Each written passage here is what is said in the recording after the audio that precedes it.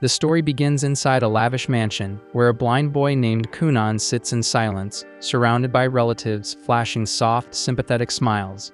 He's always been told his eyes would never function, and because of that, he often finds himself wondering what it even means to see. So his father explained it as the ability to recognize colors and shapes. The reason for Kunon's blindness, it turns out, is tied to a strange symbol etched into his eyes, the hero's scar, a mysterious remnant said to have come from the legendary knight Hyster. His father told him it wasn't something to be ashamed of, that it was far from ordinary, and that Kunon should wear it with pride, not bow his head in disgrace. But even with those words, he'd still hear the maids whispering when they thought he couldn't, how tragic it was, how deeply they pitied him. And Kunon did hear them, but he just never understood why anyone would feel sorry for someone just for being unable to see. Later that same day, his magic instructor showed up, and a maid carefully led Kunon to the study.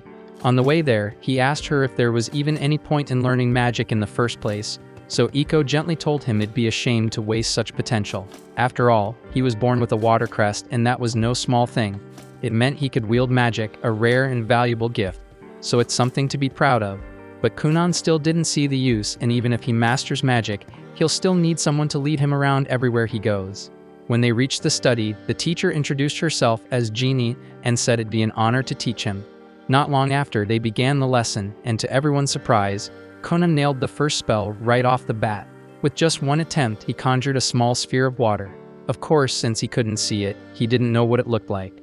Genie explained that he had made a floating ball of water, roughly the size of an eyeball. Hearing that suddenly sparked something in Kunon. If he mastered magic well enough, maybe he could create new eyes with his power so he could see.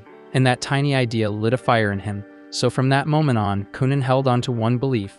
If he trained hard enough, one day, magic might let him witness colors and shapes the same as everybody else. Then one afternoon, while eating lunch, something unusual happened. Kunon got curious about what was actually inside his sandwich, and for the first time, he asked about the ingredients. So Iko happily walked him through each one, describing every detail. And preparing meals for him suddenly felt more meaningful now that he was finally curious about what he was eating. After finishing lunch, Kunon's tutor Flora drops by to read with him and asks what story he's in the mood for today. Without hesitation, Kunon says he wants to hear about the legendary knight Hyster. Flora pauses, clearly caught off guard because she knows full well that Hyster is the very hero tied to Kunon's blindness. The maid catches her hesitation and flashes her a confident thumbs up, signaling it'll be alright. Flora nods, agreeing to go ahead, but gently asks Kunon to tell her if the story becomes too upsetting.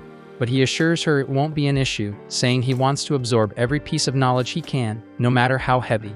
As Flora begins recounting the tale, Kunon learns that ages ago, the world's champions clashed in a brutal war against the Demon King. Hyster, hailed as the nation's greatest warrior, managed to strike down the Demon Lord. Though it cost him dearly, he emerged victorious, but with one arm and one leg lost in the fight. Ever since that battle, it's said that some of his descendants are born incomplete, missing limbs, eyes, or other parts of their bodies.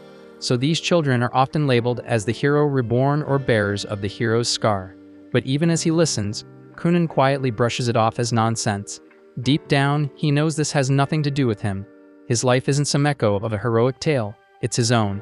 And what truly matters isn't a myth or a legacy, it's what he can accomplish through magic. He doesn't care about some legendary scar. What he cares about is unlocking the full potential of his power. And he's already made up his mind. He'll figure out a way to craft new eyes using magic, no matter what it takes. But the sheer amount of magical training he throws himself into eventually pushes his young body past its limits, and he ends up collapsing from total exhaustion. Iko rushes to his side and hurries him back inside to rest. Once he's had time to recover, Kunon, more determined than ever, realizes he has to step up, both mentally and physically, and passing out from magic overuse just won't cut it for someone chasing a dream this big. So if he wants to wield magic for long stretches without faltering, he needs to toughen up his body as well. Iko suggests he start learning swordsmanship to build endurance and muscle, and also eat more to support his growth. Still, she warns him that everything needs to progress gradually. Piling it all on too fast could do more harm than good.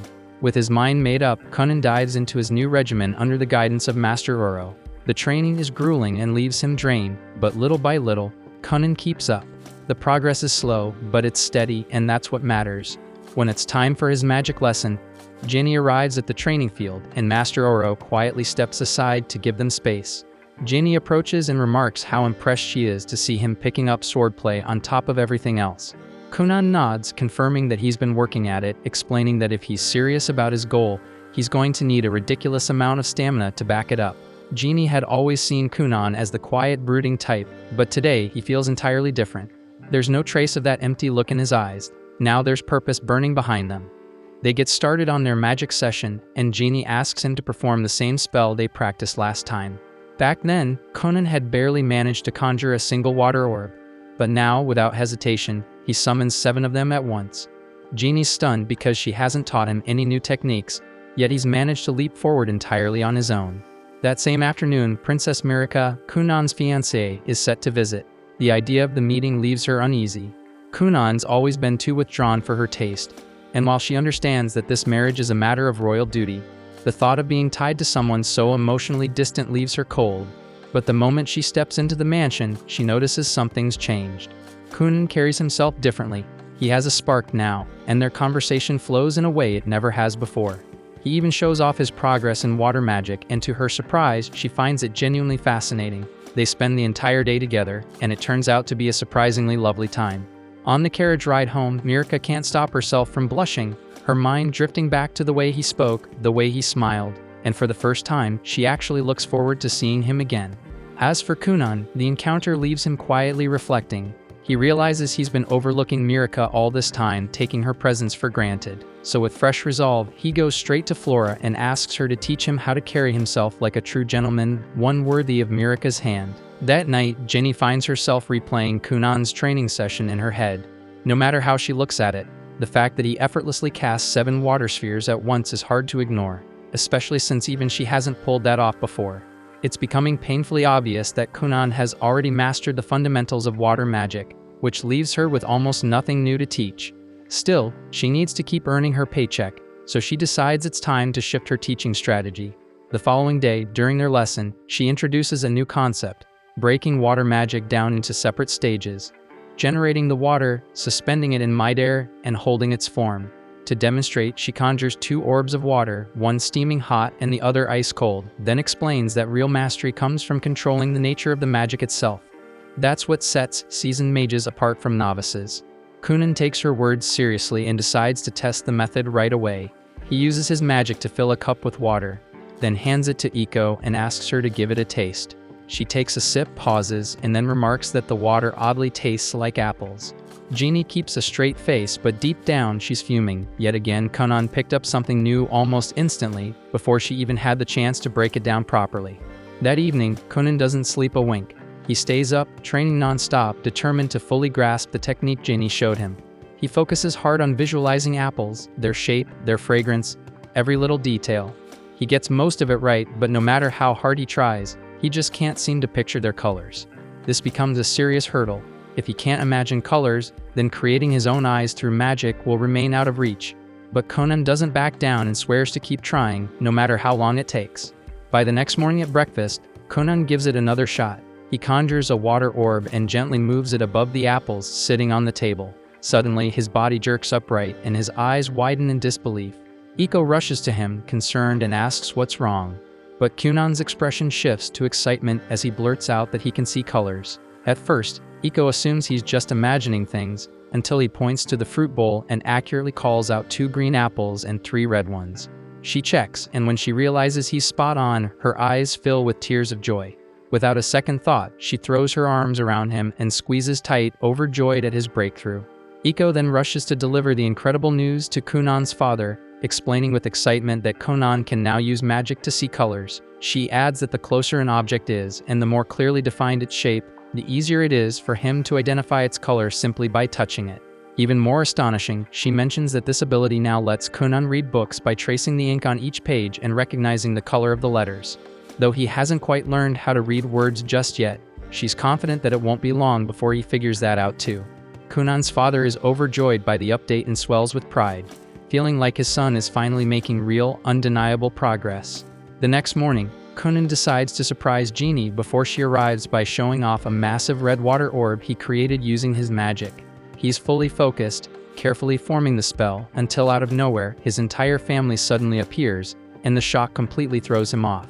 He loses control and the red water explodes in every direction, soaking both himself and Iko from head to toe.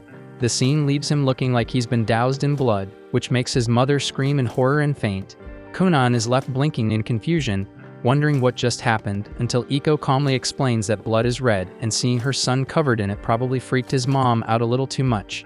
Kunon's father doesn't waste a second and sternly scolds his son for causing such a scare, and declares that his allowance will be cut off for 2 whole months. Then he turns to Iko and announces that her pay will be slashed for 3 months straight. The moment those words hit her ears, Iko, who lives and breathes for her paycheck, passes out instantly. At the same time, hidden just out of sight behind a nearby bush, Jeannie silently watches the entire scene play out. As she takes it all in, one thought crosses her mind. Kunon is far more gifted than she originally imagined, and at the pace he's growing, she can't help but believe he might one day earn the world's highest magical title, the legendary Cerulean Sorcerer. A few days later, Kunon's father brings up the idea of sending him to school. Hearing that, his older brother Ixio is caught off guard and points out that Kunon's never even set foot outside the estate. Gurion agrees but says that's exactly why he wants him to go, to help his little brother learn how to adapt to the real world. The moment hits Ixio with a flashback from when they were younger, back when he tried to guide Kunon outside to play. Kunon had been nervous, so Ixio offered to hold his hand the whole time. But just as he turned to lead him out, he tripped over the stairs and face-planted. Snapping back to the present, Ixio hides his nerves and assures their father he'll do everything he can to support Kunon. The following morning, Iko watches with amusement as Kunon plays around with a bowl of water. He explains that he enchanted the dish with magic and turned it into a fortune-teller's tool for fun. Iko jumps at the idea and asks him to use it to check if her long-lost youth is still alive. He grins and tells her she's still in her prime. Not done yet, she teases him by asking if he can tell her who her future husband will be. Kunon smirks and says that someone as gorgeous as her will never have a shortage of admirers. Flora watches the two bicker and banter and starts second-guessing whether it was smart to teach Kunon how to joke like that in the first place. Later, Flora starts a lesson with him, all while Kunon keeps cracking jokes like a pro. She wonders if he's headed down the path of becoming a shameless flirt, but deep down, she's just happy to see how much he's changed. His smile is brighter now and his mood lighter. After the lesson wraps up, Iko takes him outside to meet his father. Feeling chilly, she asks him to conjure up some warm water balls. Kunon does so, but feels uneasy because he can't help but wonder why his dad would want to see him this late. Iko tells him not to worry since he hasn't done anything wrong, unless you count that blood explosion incident a while back. Kunon fires back that she's the one who talked him into it in the first place, but he admits it was kind of fun.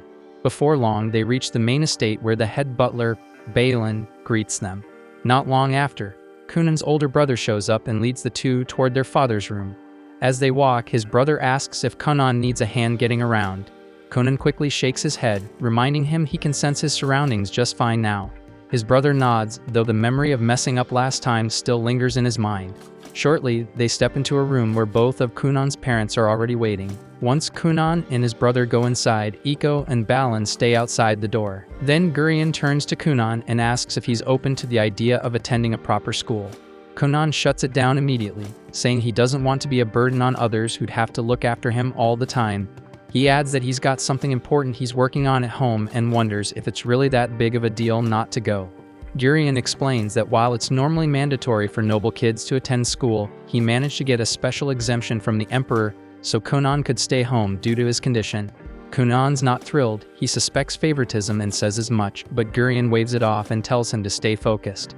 He tries once more to get Kunon to change his mind about staying home, but Kunon dodges the subject and instead asks if he can get his allowance back. That sets Gurion off, and the two of them dive straight into a heated back and forth. Thankfully, his wife steps in and reminds him why they're even having this talk. Regaining his composure, Gurion gets back on track and explains that this is about Mirika. He points out that any noble who skips their duties ends up shunned, and if she marries someone seen as uneducated, the backlash would fall on her too. That hits Kunon harder than expected, and after thinking it over, he finally agrees to give school a shot. Still annoyed by the whole situation, Kunon is at least a little comforted when Gurion clarifies that he doesn't have to attend full-time, just show up for the yearly advancement exams.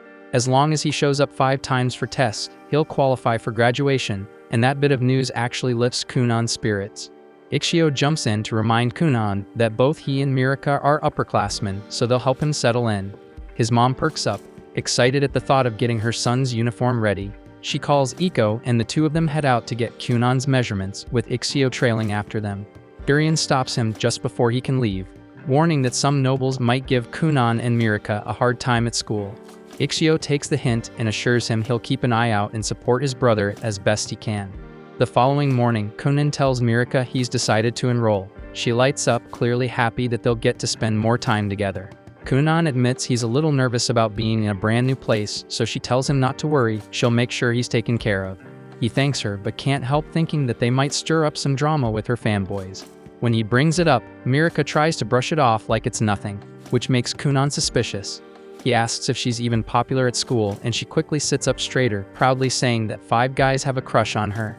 Kunon just sighs, realizing he'd better brace himself for dealing with some jealous punks. Afterward, Kunon slips into his uniform, getting ready for his first day at school.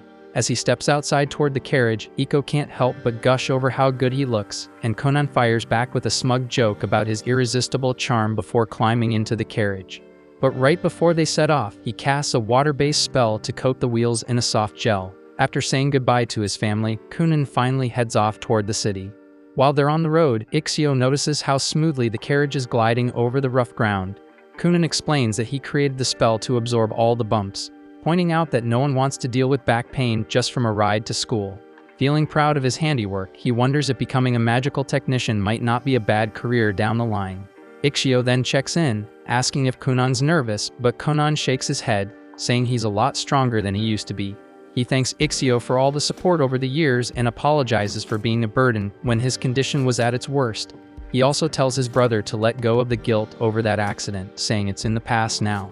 Ixio's caught off guard, but Kunon stays firm and says that he's ready to keep moving forward, no matter how rough the road gets. Ixio smiles, seeing just how far his little brother has come from those darker days. But then Kunon suddenly takes it up a notch, boldly claiming that he'll live longer than the whole world just so he can enjoy life to the fullest. Ixio blinks, wondering if this new attitude has Iko's fingerprints all over it. As they approach the school gates, Ixio is once again impressed when Kunon accurately senses the people nearby. Eventually, they arrive at the school entrance, and Kunon steps out of the carriage. Mirika hurries up to greet him, only for Kunon to start gushing about how beautiful she looks. She chuckles and throws his teasing right back at him, leaving Ixio watching in stunned silence. When Mirika turns to guide him inside, Kunon doesn't move right away. She looks back, a little puzzled, but Kunon is focused, listening closely to the dozens of voices echoing inside the building. Though the noise feels a bit overwhelming, for once he feels like he's ready for it. After taking a deep breath, he extends his hand toward Mirika and cheekily asks her to escort him like a dainty maiden. She laughs and agrees, taking his hand with a smile. In a quieter corner of the academy, Kunon's newly assigned tutor Cast kept glancing at the door, wondering why her new student was running late. She knew Kunon was the son of a marquis, and that thought alone made her doubt if someone as green as her was even qualified to teach him. Before she could spiral further, a bunch of girls nearby started squealing over a gorgeous newcomer. While she turned to see what the fuss was about, and her jaw nearly dropped as Kunon casually strolled past with his fiancée clinging to his arm. Snapping out of it, Cast rushed to catch up and introduce herself as his instructor. Kunon, without skipping a beat, greeted her in an overly feminine tone, saying he was just playing the part of a graceful lady. Cast stood there frozen, completely thrown off, until the bell rang and spared her the awkwardness. Mirika and Ixio gave a quick goodbye, leaving Kunon with Cast, who now realized she'd probably drawn the short straw with this oddball student. Not far away, a few students peered through a window, eyes fixed on Kunon. One of them muttered that Kunon bore the mark of a hero's scar, and that small comment was enough to tick off Prince Lyle. Noticing his mood shift, his flunkies immediately backtracked, smothering their earlier compliments with half-hearted jabs. The prince then spun around and ordered them to follow him, clearly irritated. Back with Cast, she prepped a private room for Kunon's advancement exam. She asked if he understood the basics, and he gave a quick nod. She then went on to explain that although students usually had long breaks between exams, Kunon would be allowed to take his early. Kunon looked puzzled, so she added that his father had pulled strings with the king to make it happen. Kunon casually mentioned that his father was actually pretty tight with the king. Still, he couldn't shake off the guilt that his dad had to use favoritism to pave his way. He turned to Cast and apologized for putting pressure on the school because of his status, but she just acted like she didn't hear it. But Kunon didn't stop. He started venting about the messed up politics in noble society. Trying to change the subject, Cast silently handed him the exam sheet. Kunon didn't even glance at it. and just kept trashing his corrupt father until Caste finally snapped and begged him to leave her out of high society's messed up politics. Sometime later, Caste sits down alone with Kunon's exam papers. After all the ranting he'd done about aristocratic nonsense, she figured his answers would be an absolute mess. But the moment she starts reading, her eyes widen in disbelief because he didn't just do well, he aced the entire thing. Meanwhile, Kunon strolls over to the cafeteria to grab lunch with Mirika. But just as they arrive, Prince Lyle and his entourage block their path. Lyle calls out to his sister, and Mirika immediately starts fidgeting with her clothes, clearly nervous. Curious who's trying to stop her, Kunon steps forward and comes face to face with the prince. A few paces behind, Ixio approaches and freezes at the sight of a noble confronting his little brother. Lyle wastes no time and throws a jab at Kunon, mocking him for getting engaged to Mirika despite his disability. Mirika's heart sinks, but she can't bring herself to defy her older brother. Kunon picks up on her silence and without a word decides Lyle needs to be taught a lesson. Before he can act though, Ixio steps in and tries to defuse the situation. But Lyle is already fired up and snaps at him to back off. So Ixio stands there, unsure of what to do. In the meantime, Kunon secretly casts a spell, drawing moisture from the air and nearby drinks, then sends it surging into Lyle's pants. Kunon then casually points at the growing wet patch and blurts out that the prince might want to check his trousers.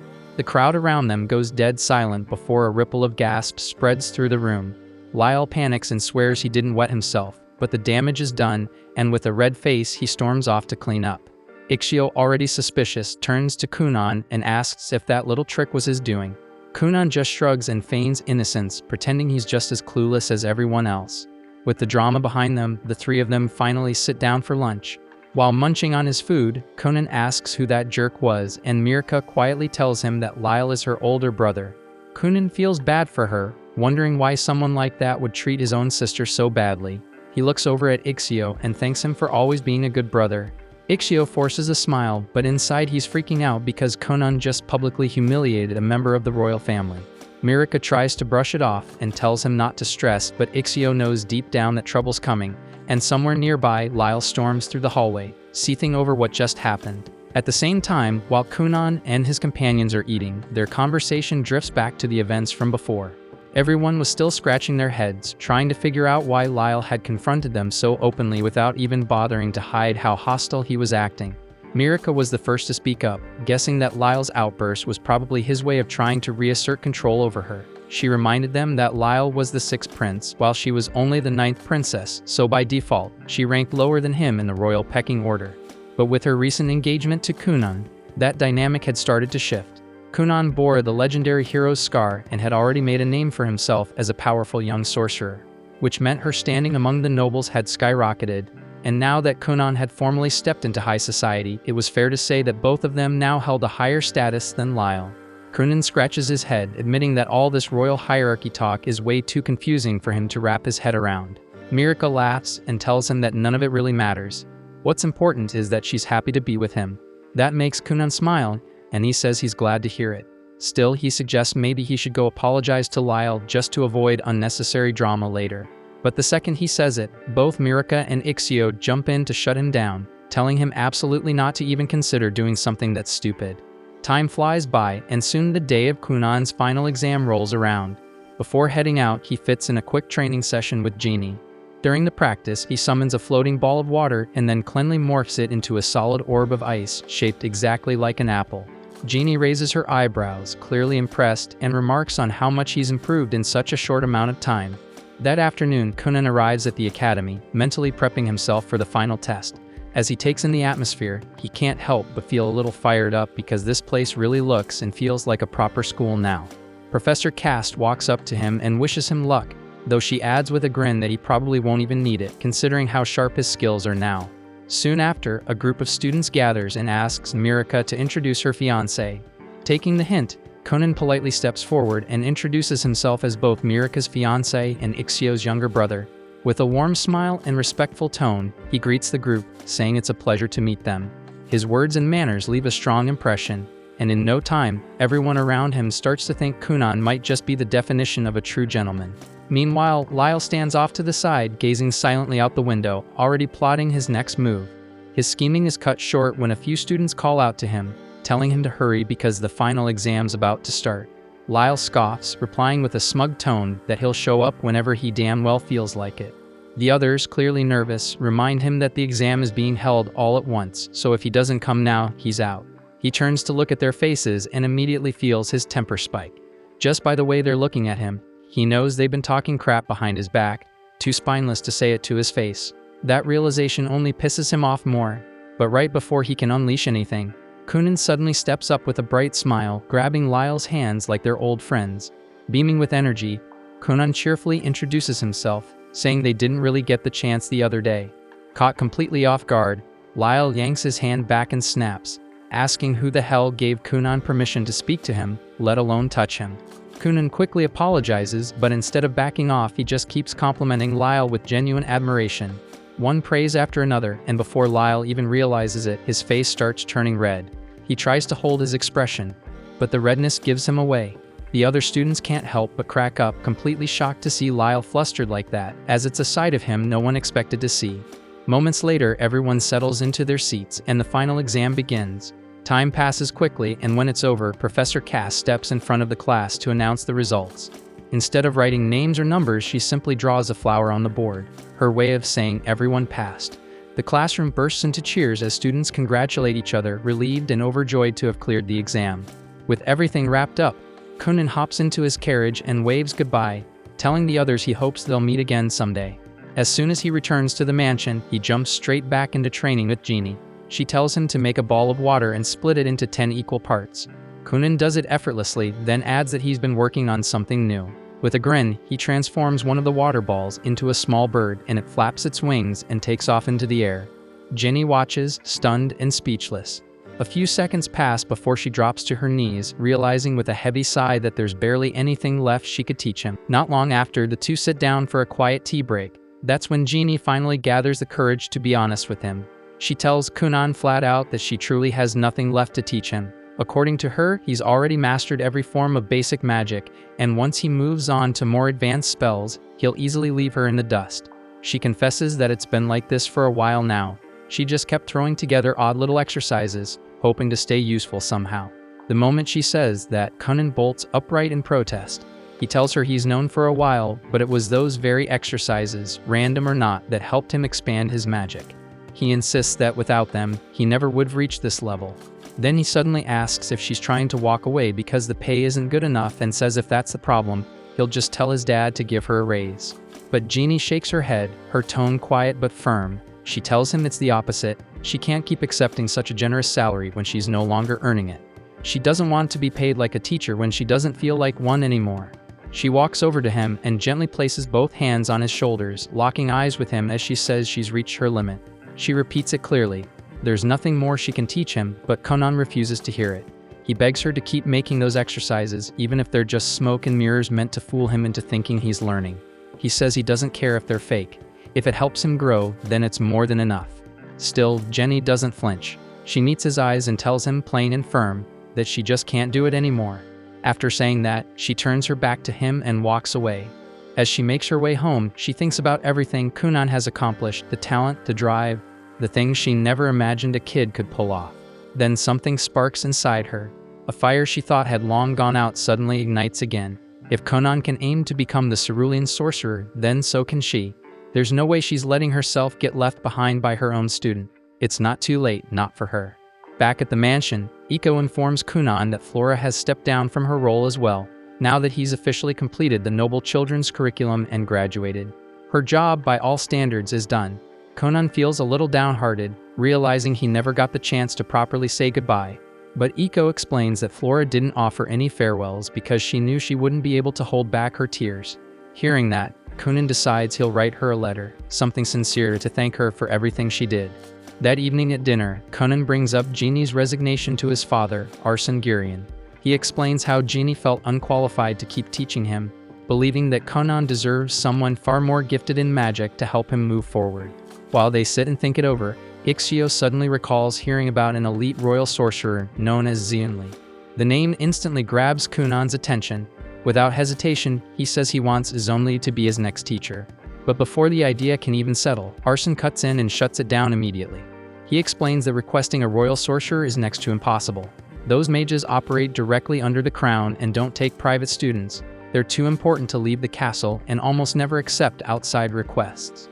But instead of backing down, Kunon starts cooking up a plan. He says he'll tag along during his father's next castle visit, pretend to get lost inside, and when one of the royal sorcerers shows up to help him, he'll somehow charm them into becoming his mentor. Arsene doesn't even let the idea breathe. He shuts it down on the spot, calling it reckless and flat-out dumb, with a success rate that barely scrapes 10%. He tells Kunon to forget it entirely, but before Kunon can argue back, his mother chimes in, flashing Arsene the classic puppy dog eyes. That's all it takes. Arsene folds instantly, groaning as he agrees to bring it up with the king and see what can be done. A few days later, a Grand Master within the castle receives Kunon's formal request for royal tutelage. At first glance, the man barely gives it a second thought and is seconds away from tossing it aside.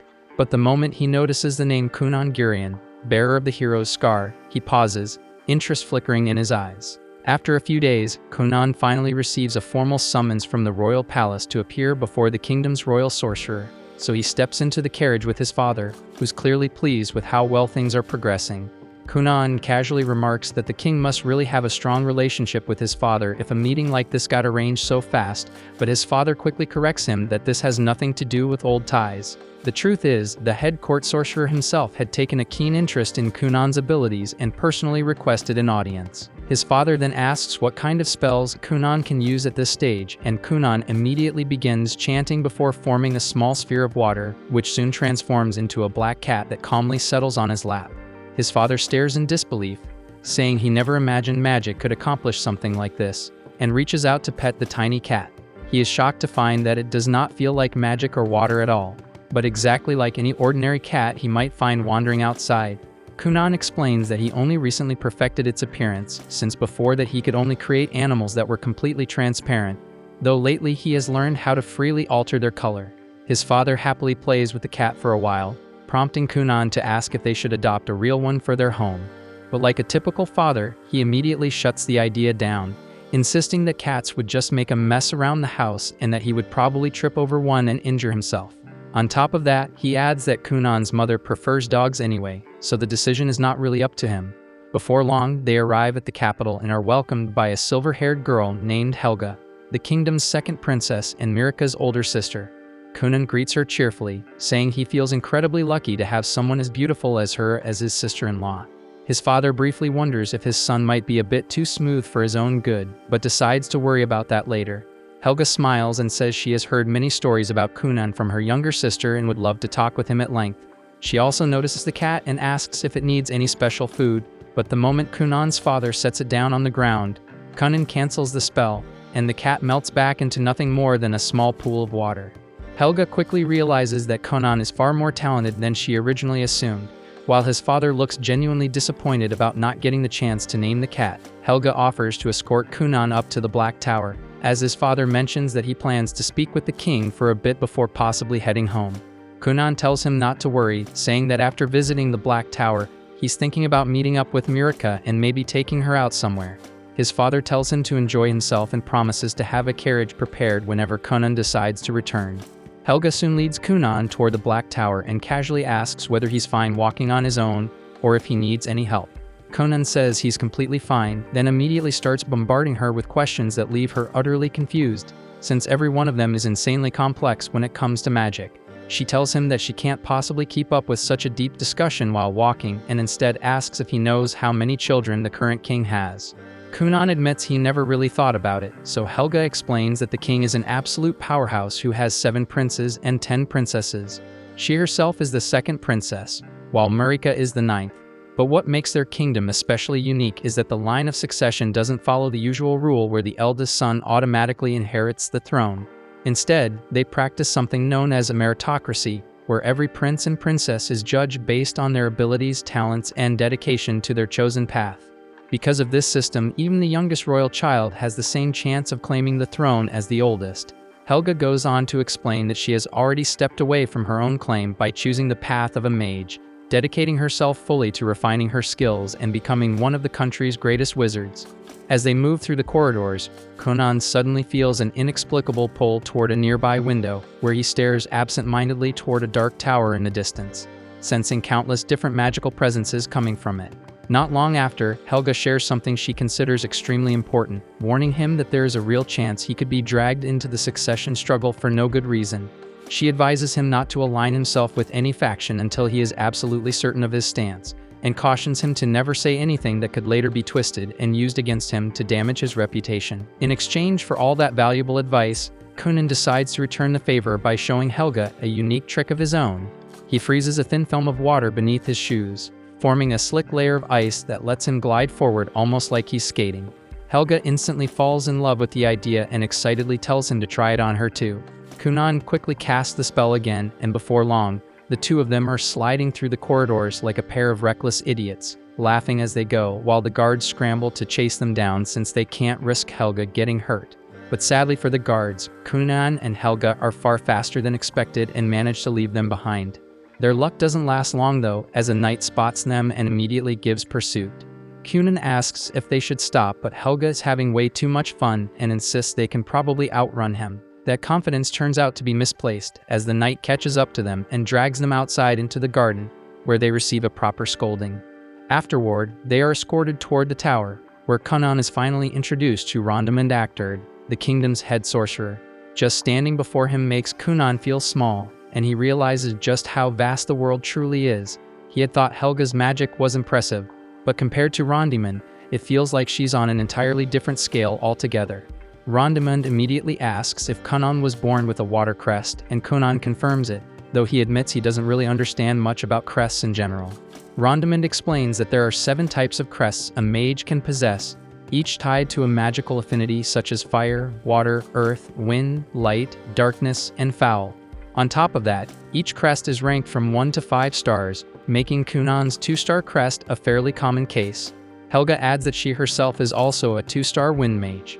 Kunon quickly gets it, joking that he can feel the difference immediately, saying that he and Helga are like American processed cheese, while Rondamund is more like an artisanal wheel of aged Parmesan. Rondamund agrees that the comparison works well enough and then reveals that his own crest is actually 4-star. Right after that, he leads them down to the training grounds below and tells Kunon that he plans to test him a little to assess his magical ability. Kunon feels a bit nervous, wondering if passing this test might mean gaining a royal mage as a tutor, but he doesn't get much time to dwell on it, as Rondamund immediately calls over an older student who also serves as a royal mage and instructs him to display his water magic. The mage chants his spell, and in an instant countless droplets of water bloom into the air, forming an intricate, shimmering pattern. Rondamund turns to Kunon and calmly tells him to overpower the boy's magic with his own. Kunon immediately recalls what Genie once explained to him, that his talent isn't limited to creating water, but also extends to manipulating any water already present around him. Up until now, that has never been an issue, but he has never once tried to seize control of water created by another mage. He realizes that Rondamund has casually thrown him into a situation neither he nor Jenny ever considered, forcing him to adapt on the spot. With no time to hesitate, Kunon decides to try anyway and pushes his will toward the silver-haired mage's water. At first, it feels like it might work, but he quickly hits a wall as the droplets begin to resist, firmly held in place by the other mage's magic. Rondamund watches closely, clearly intrigued by what might happen next. Kunon refuses to give up, pouring all his strength and stamina into the attempt to force control. To everyone's shock, Kunon manages to tear 2 of the water spheres away from the seasoned mage before the spell is finally shut down. Kunon collapses to his knees, gasping for breath, while the silver-haired mage honestly admits that he never imagined a mere boy could wrest control of even 2 water spheres from him. He turns to Rondamund and declares that he would gladly take Kunon on as his student, only for the other mages to immediately speak up as well, all expressing their desire to have Kunon as their pupil. Rondamund shuts them down at once, saying he wants to see more of what Kunon can do, and tells Kunon to create something of his own choosing. Kunon immediately shapes his water magic into a trampoline, and without hesitation, Rondamund jumps onto it, bouncing around like he's having the time of his life. The other mages quickly line up, eager to try it themselves, wanting to understand how it works and whether they could replicate it. Rondamund, however, tells Kunon that he wants him to stay the night at the castle so they can further explore the limits of his abilities. Kunon apologizes and explains that he already has plans, since he has a date with Mirika and needs to take her out to dinner that evening. Right then, Helga asks if he can create any other animals with his magic or even humans. Kunon answers that he can do both and immediately forms a human-shaped doll made of water magic, modeled after his maid.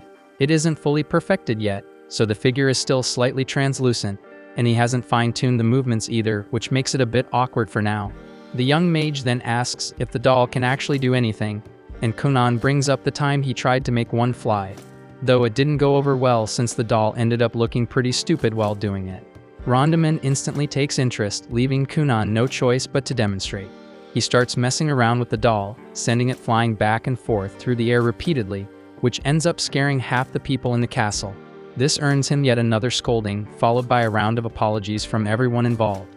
Before long, the sun begins to set, and Rondaman tells Kunon that he has officially passed the test and that he will personally assign him a sorcerer to help refine his control over magic. Kunon is thrilled by the news and rushes to tell his father, who is far less pleased after hearing that his son has already caused trouble twice in just a few hours. He scolds Kunon for being reckless with his magic before storming off.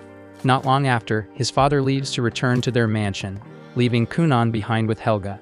She quickly realizes that Kunon needs to head to Mirica or he'll end up late for dinner.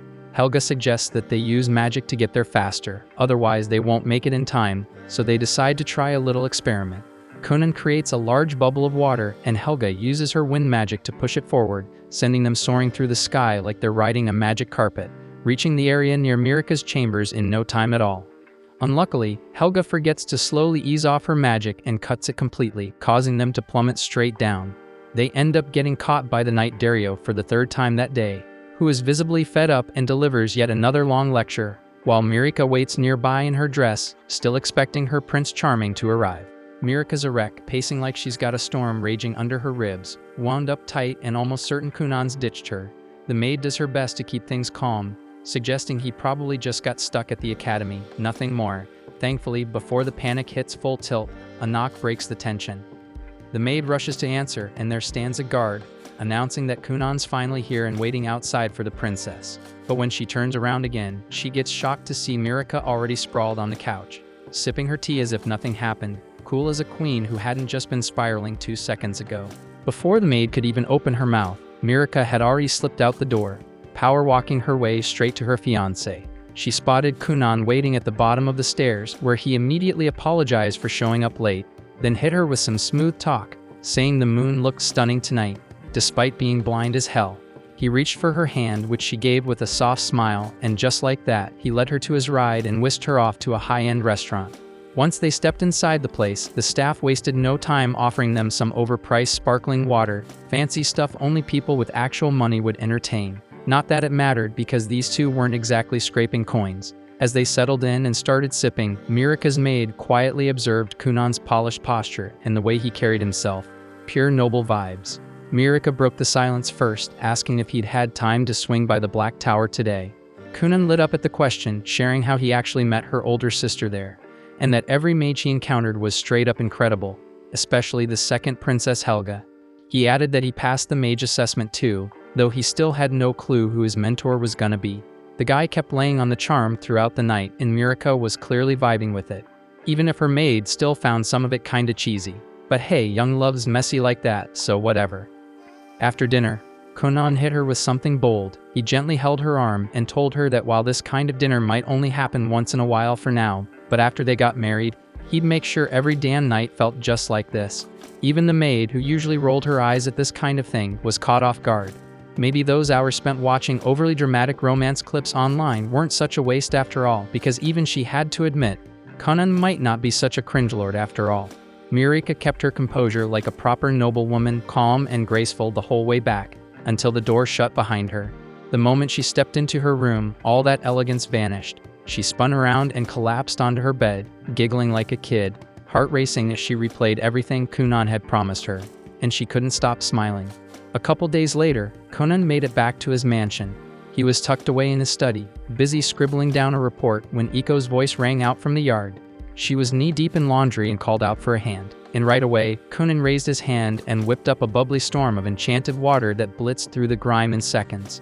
Iko gave him a quick thanks, but Kunon just sighed, saying he was in the middle of wrapping up that report and now it'd be delayed. Iko rolled her eyes and told him to quit being such a shut-in bookworm, but Kunon explained that he needed to get it all down while it was still fresh in his head. Iko shot back that nerds don't get girls, and if he kept hiding from the sun like some cave troll, he was going to end up short and scrawny. Kunon paused as the brutal truth hit him that girls really do go for tall guys. But Iko leaned in with a teasing smirk and said she'd still pick him as long as he was packing heat where it counts. They ended up chilling under the shade of some drying linens, and Kunon casually asked if a reply had come from the Black Tower yet. It was still radio silence, and it looked like they hadn't picked his tutor. But just a few days later, like magic, a letter showed up. To his surprise, the letter revealed that none other than Zunli, the devilishly charming archmage himself, had been assigned as Kunon's mentor. Kunon wasn't sure what to think. He'd only ever heard stories about the guy from his mother. But Iko is fangirled hard, swearing up and down that Zunli was the hottest man alive, and immediately started spiraling about her weight and hair, panicking over how she'd look if she accidentally bumped into him. Meanwhile, over at the castle, Helga paid Mirika a visit and casually dropped the news that Zunli had been selected to teach Kunon. Mirika lit up with excitement, thrilled that Kunon would be learning under the best of the best. Helga, on the other hand, let out a sigh and admitted that she had secretly wanted the job. Kunon was way more fun than most students, and teaching him would have been a blast. While walking through the corridor, Mirika catches sight of her two older sisters, Everil and Lydalia, standing there with smug smirks plastered on their faces. She halts instantly like a deer in headlights, but luckily Helga's right by her side, which helps her keep it together. But Eve just has to open her mouth, pretending she's concerned while clearly trying to stir shit, throwing a jab about how everyone's been buzzing about Kunon lately. Then she drops the bomb, saying they're not even married yet, just engaged, so Kunon technically still has the freedom to fall for any other princess he fancies. That jab hits Mirika right where it hurts, making her visibly uncomfortable. But Helga doesn't let it slide, and she claps back without hesitation, calling both sisters washed-up F-tier nobodies, saying even if Kunon had working eyes, he still wouldn't waste a glance on them. That shuts them up real quick, their cheeks burning red with rage before they storm off, snapping that Helga should stop acting like a thug and try acting like a proper princess for once, especially since she's already been written up by a knight 3 times.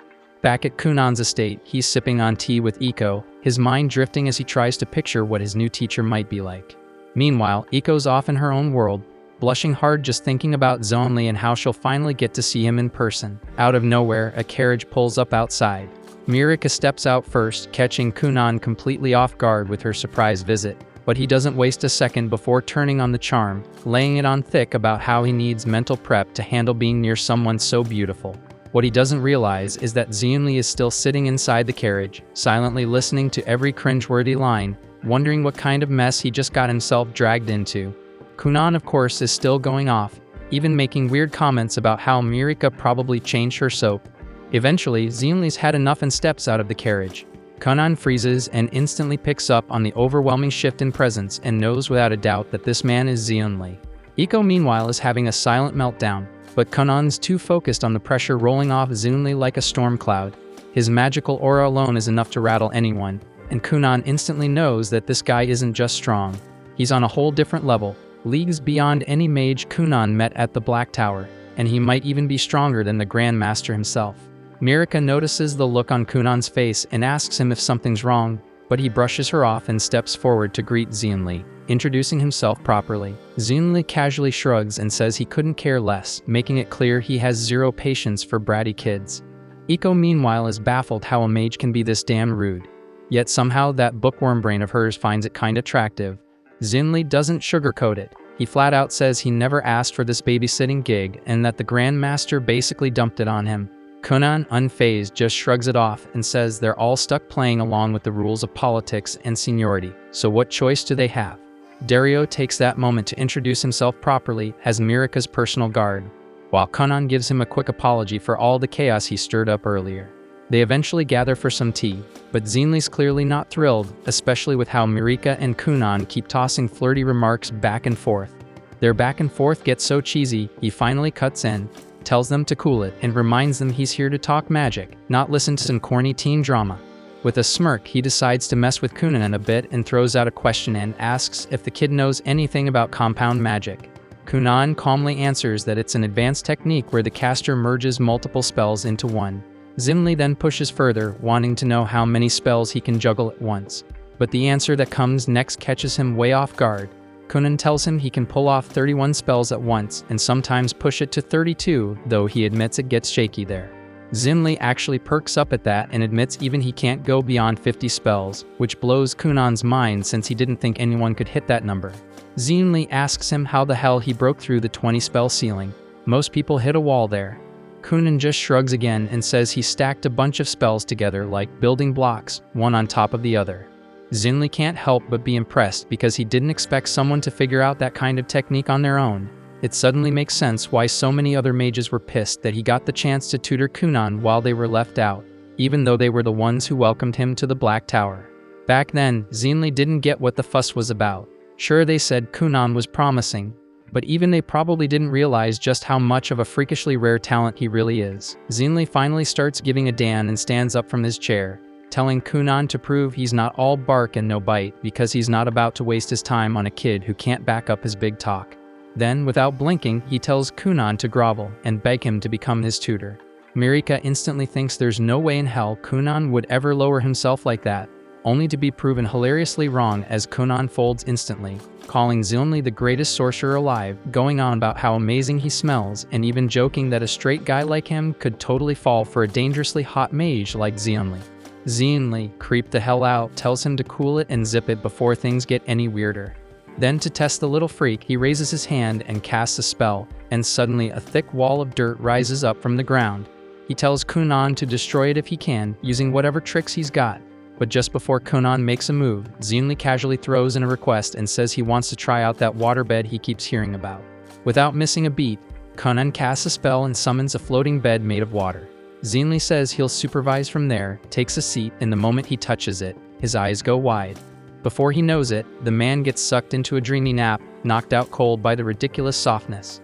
While Zunli's passed out in waterbed heaven, Kunon checks out the wall and immediately senses what's going on. The thing looks basic, but there's a thick layer of powerful enchantments underneath, making it damn near unbreakable. Turns out Zunli had stacked more than 40 layers of magic on top of each other. But Kunon doesn't panic. Instead, he calmly sits down next to the princess and pours her a cup of tea. He figures they'll just chill until the guy wakes up, only then will he bother breaking it. 2 hours crawl by before Zunli finally wakes up. Rubbing his eyes as the sun dips below the horizon, he looks around, sees his wall still standing, and asks if Kunon gave up. Kunon just sips his tea and tells him he was waiting. And now that he's awake, it's time. The boy walks up to the wall and uses a spell, releasing a stream of soapy water that gently eats away at the dirt. Slowly but surely, the wall melts down. Zunli watches, grinning, realizing Kunon didn't try to brute force it like most idiots would. Instead, he picked the clever route, and that moment seals it. Zunli officially takes him in as a student and tells him to be ready. Starting tomorrow, they'll be diving headfirst into every experiment he's got lined up. The next morning, Zunli rolls in once again with Princess Mirika at his side, loudly declaring Kunon the luckiest kid in the entire kingdom for having the privilege of studying under its most elite mage. Kunon, already a pro at shameless flattery, doesn't miss a beat, throwing himself into it and gushing that he's clearly the luckiest guy alive to be taught by the most outrageously handsome man in the whole empire. Zunli smirks, clearly eating it up, but warns that today's session isn't going to be a cakewalk, so Kunon better not expect any special treatment. Kunon throws himself into a full-on soap opera performance, clutching his head dramatically and whining that if Zunli went easy on him, he'd assume the love was gone. Zunli gives him a side-eye, slightly creeped out by the clingy little weirdo, tells him to chill the hell out, and drags him inside. But the second they step into the room, Kunon's buzz crashes. Turns out, today's lesson is just copying Zunli's chicken scratch memos into clean, legible documents. Kunon instantly realizes what's happening. Zunli's just dumping his paperwork on him out of sheer laziness. Kunon was all hyped to dive into cool new spells, and now he's stuck playing secretary. Still, he knows there's no getting out of it, so he sucks it up and agrees. Zunli then waves the rest of the gang off, claiming the papers are top-secret national intel that only he's allowed to see. Kunon turns to Mirika, apologizes for the delay, and promises to be back with her as soon as he's done. Mirika gives him a smile and heads out with the others. Once they're gone, Zunli casually tells Kunon to recreate that waterbed he whipped up yesterday. Kunon casts the spell with ease, forming a soft, warm water mattress. Without a word, Zunli flops onto it and knocks out instantly, snoring like he's clocked out from life, and Kunon sighs and gets to work. Meanwhile, outside in the gazebo, Mirika pulls Iko aside and quietly confides that she's been secretly training with a sword the past few days but swears her to keep Kunon in the dark. Iko's taken aback since it's pretty rare for a princess to pick up swordsmanship, but she nods and agrees to stay silent.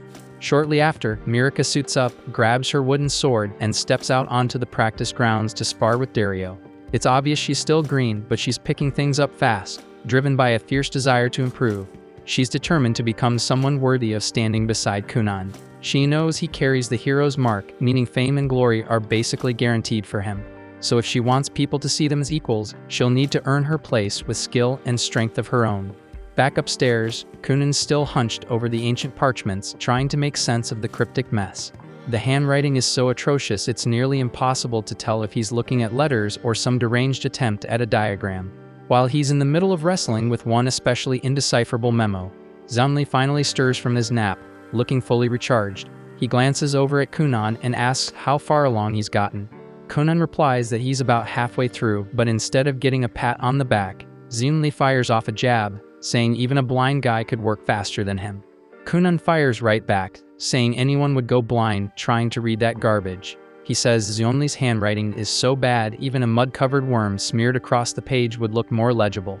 Zunli scowls and tells him not to insult his masterful script by comparing it to lowly insects, but Kunon just shrugs and warns that he's definitely sending an invoice for all the unpaid labor he's been stuck with. Zunli tells him not to get cocky, that this is part of his training. Kunon looks confused until Zunli explains that reading from a book gives temporary knowledge, the kind that fades over time.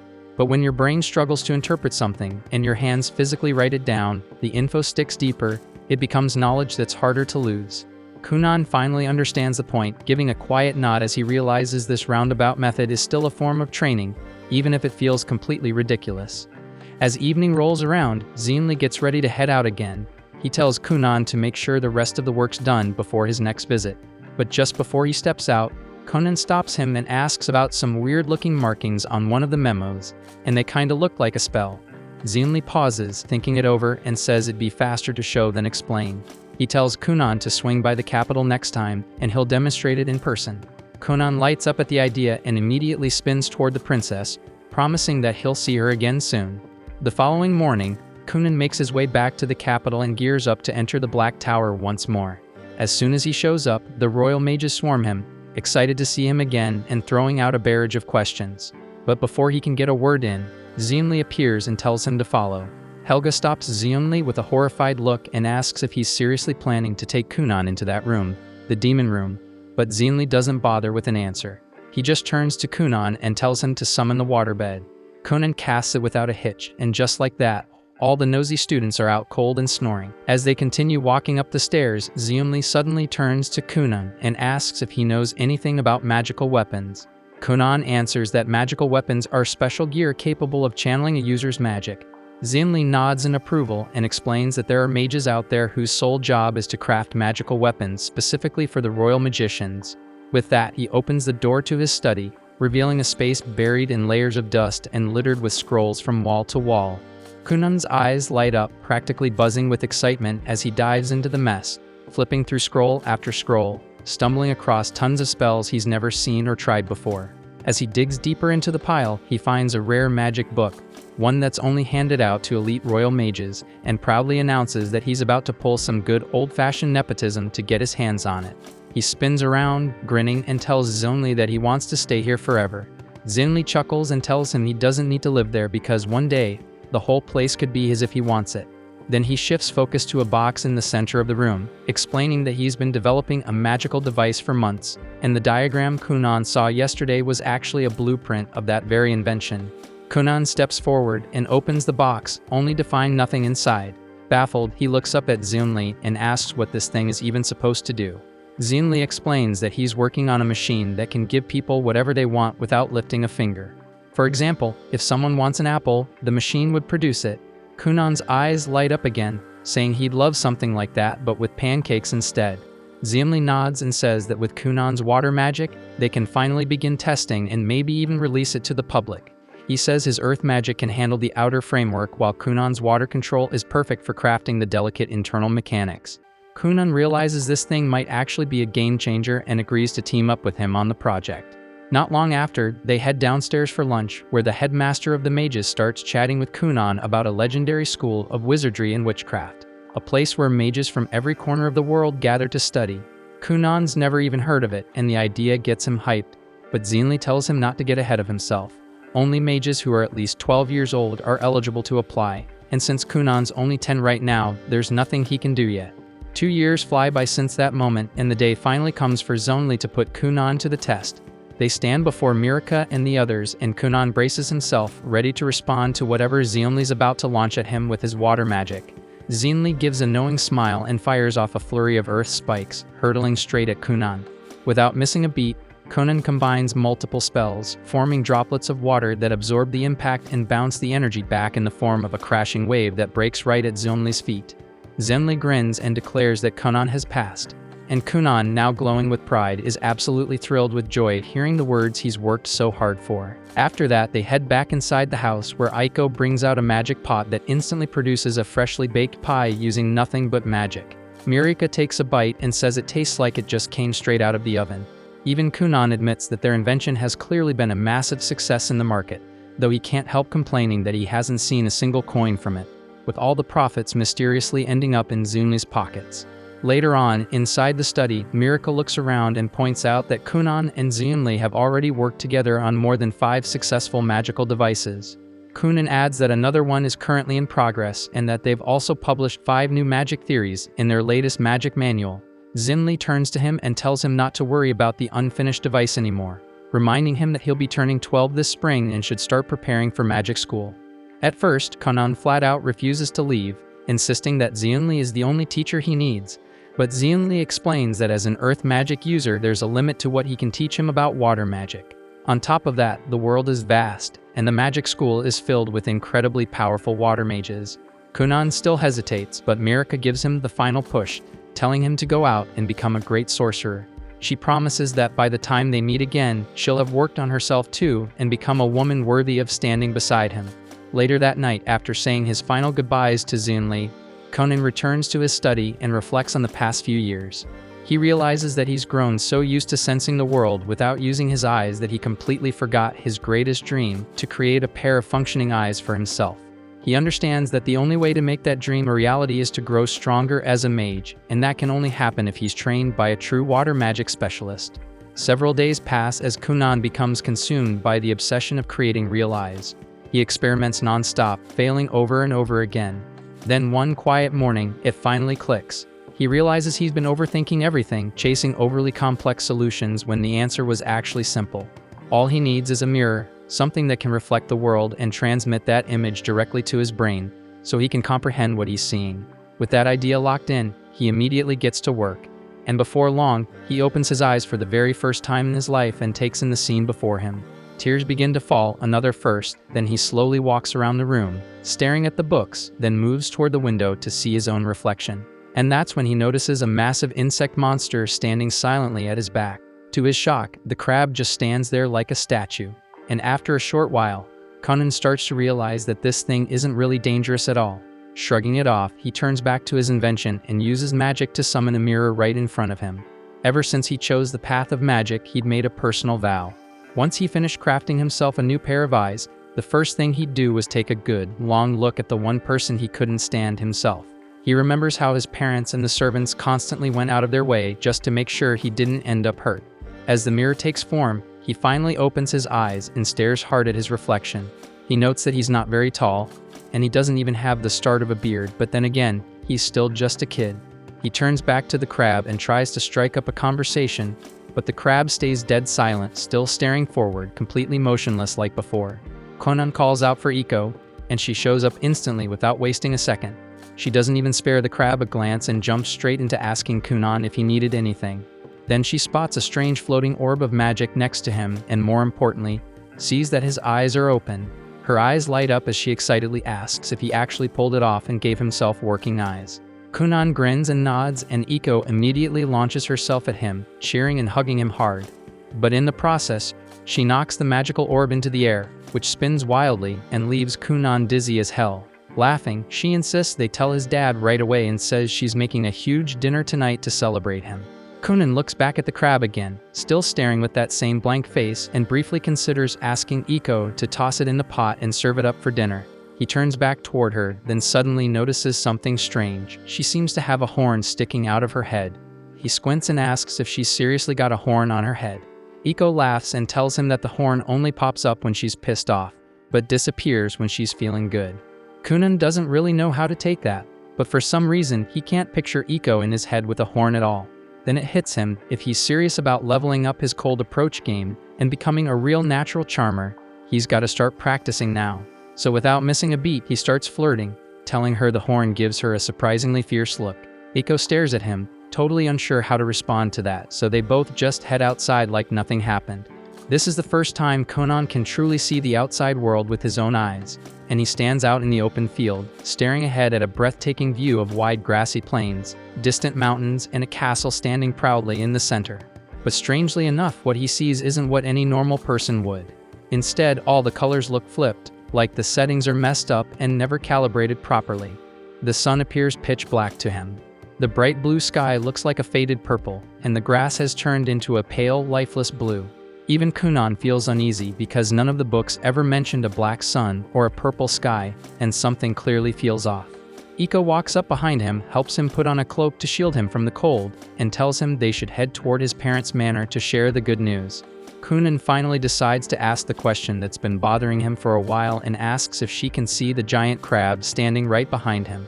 Iko assumes Kunon is just spinning some fantasy nonsense and tells him that if he's making up a story, he should at least make her sound really cool in it. Kunon quickly realizes there's no point arguing with this woman, so they keep walking across the meadow, crab included, toward his father's manor. He knows the experiment was a huge success since he can see the world now. Still, something keeps scratching at the back of his mind, making him feel like something went wrong during the process, and that he shouldn't be seeing some of the things he is. Once inside the manor, he finally sees his brother for real this time, and his mother and brother are both overwhelmed with happiness when they hear that he can finally see. His mother breaks into tears, smiling as she looks at him, while his brother praises him for accomplishing something no one has ever managed to do before. Kunon, however, can't really focus on all this emotional nonsense because what he sees is wild. His brother has a stunning pair of wings, looking like he just walked out of a pride parade. Meanwhile, his mother's eyes are two completely different colors. Kunon thinks they both look cool as hell and wonders why nobody ever mentioned any of this to him before. He tells his mother she looks like a heroine straight out of a princess play and admits that even his brother looks ridiculously cool too. He turns to his brother and bluntly asks if their parents are some kind of discount angels. But like everyone else in this family, his brother treats direct questions like a personal attack and shrugs, saying he doesn't really know.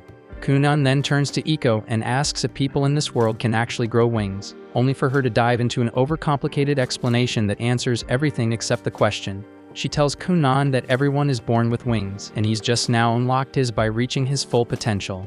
At that moment, Kunon realizes he's completely surrounded by lunatics. He decides that the crab, the horn, the weird eyes, and the random feathers are all hallucinations, stuff only he can see, which clearly means something's messed up. Suddenly, he hears his father running into the room, and wonders what kind of absurdity he'll see this time. And sure enough, his dad looks like he walked straight out of a messy game show punishment. His father joyfully congratulates him on the achievement and says he'll be sending word to the capital right away about Kunon's success. Everyone eventually clears out, leaving just Kunon and his brother behind. Kunon figures this is his shot to get some real answers and casually asks if their dad's always been such a dripping slime ball. His brother instantly tells him to shut it, warning that if their father ever heard such brutally honest words, he'd probably start bawling on the spot. Kunon just sighs and smirks, thinking how the combined weirdness of this family couldn't power a broken desk lamp. He decides it's best to save all serious questions for someone with a functioning brain like his teacher. The following day, his prayers are answered. A royal carriage rolls in from the capital, carrying Princess Sorcerer and Xionli himself. Kunon rushes down to greet Mirika and welcomes her to the manor with open arms. Mirika is practically glowing with joy.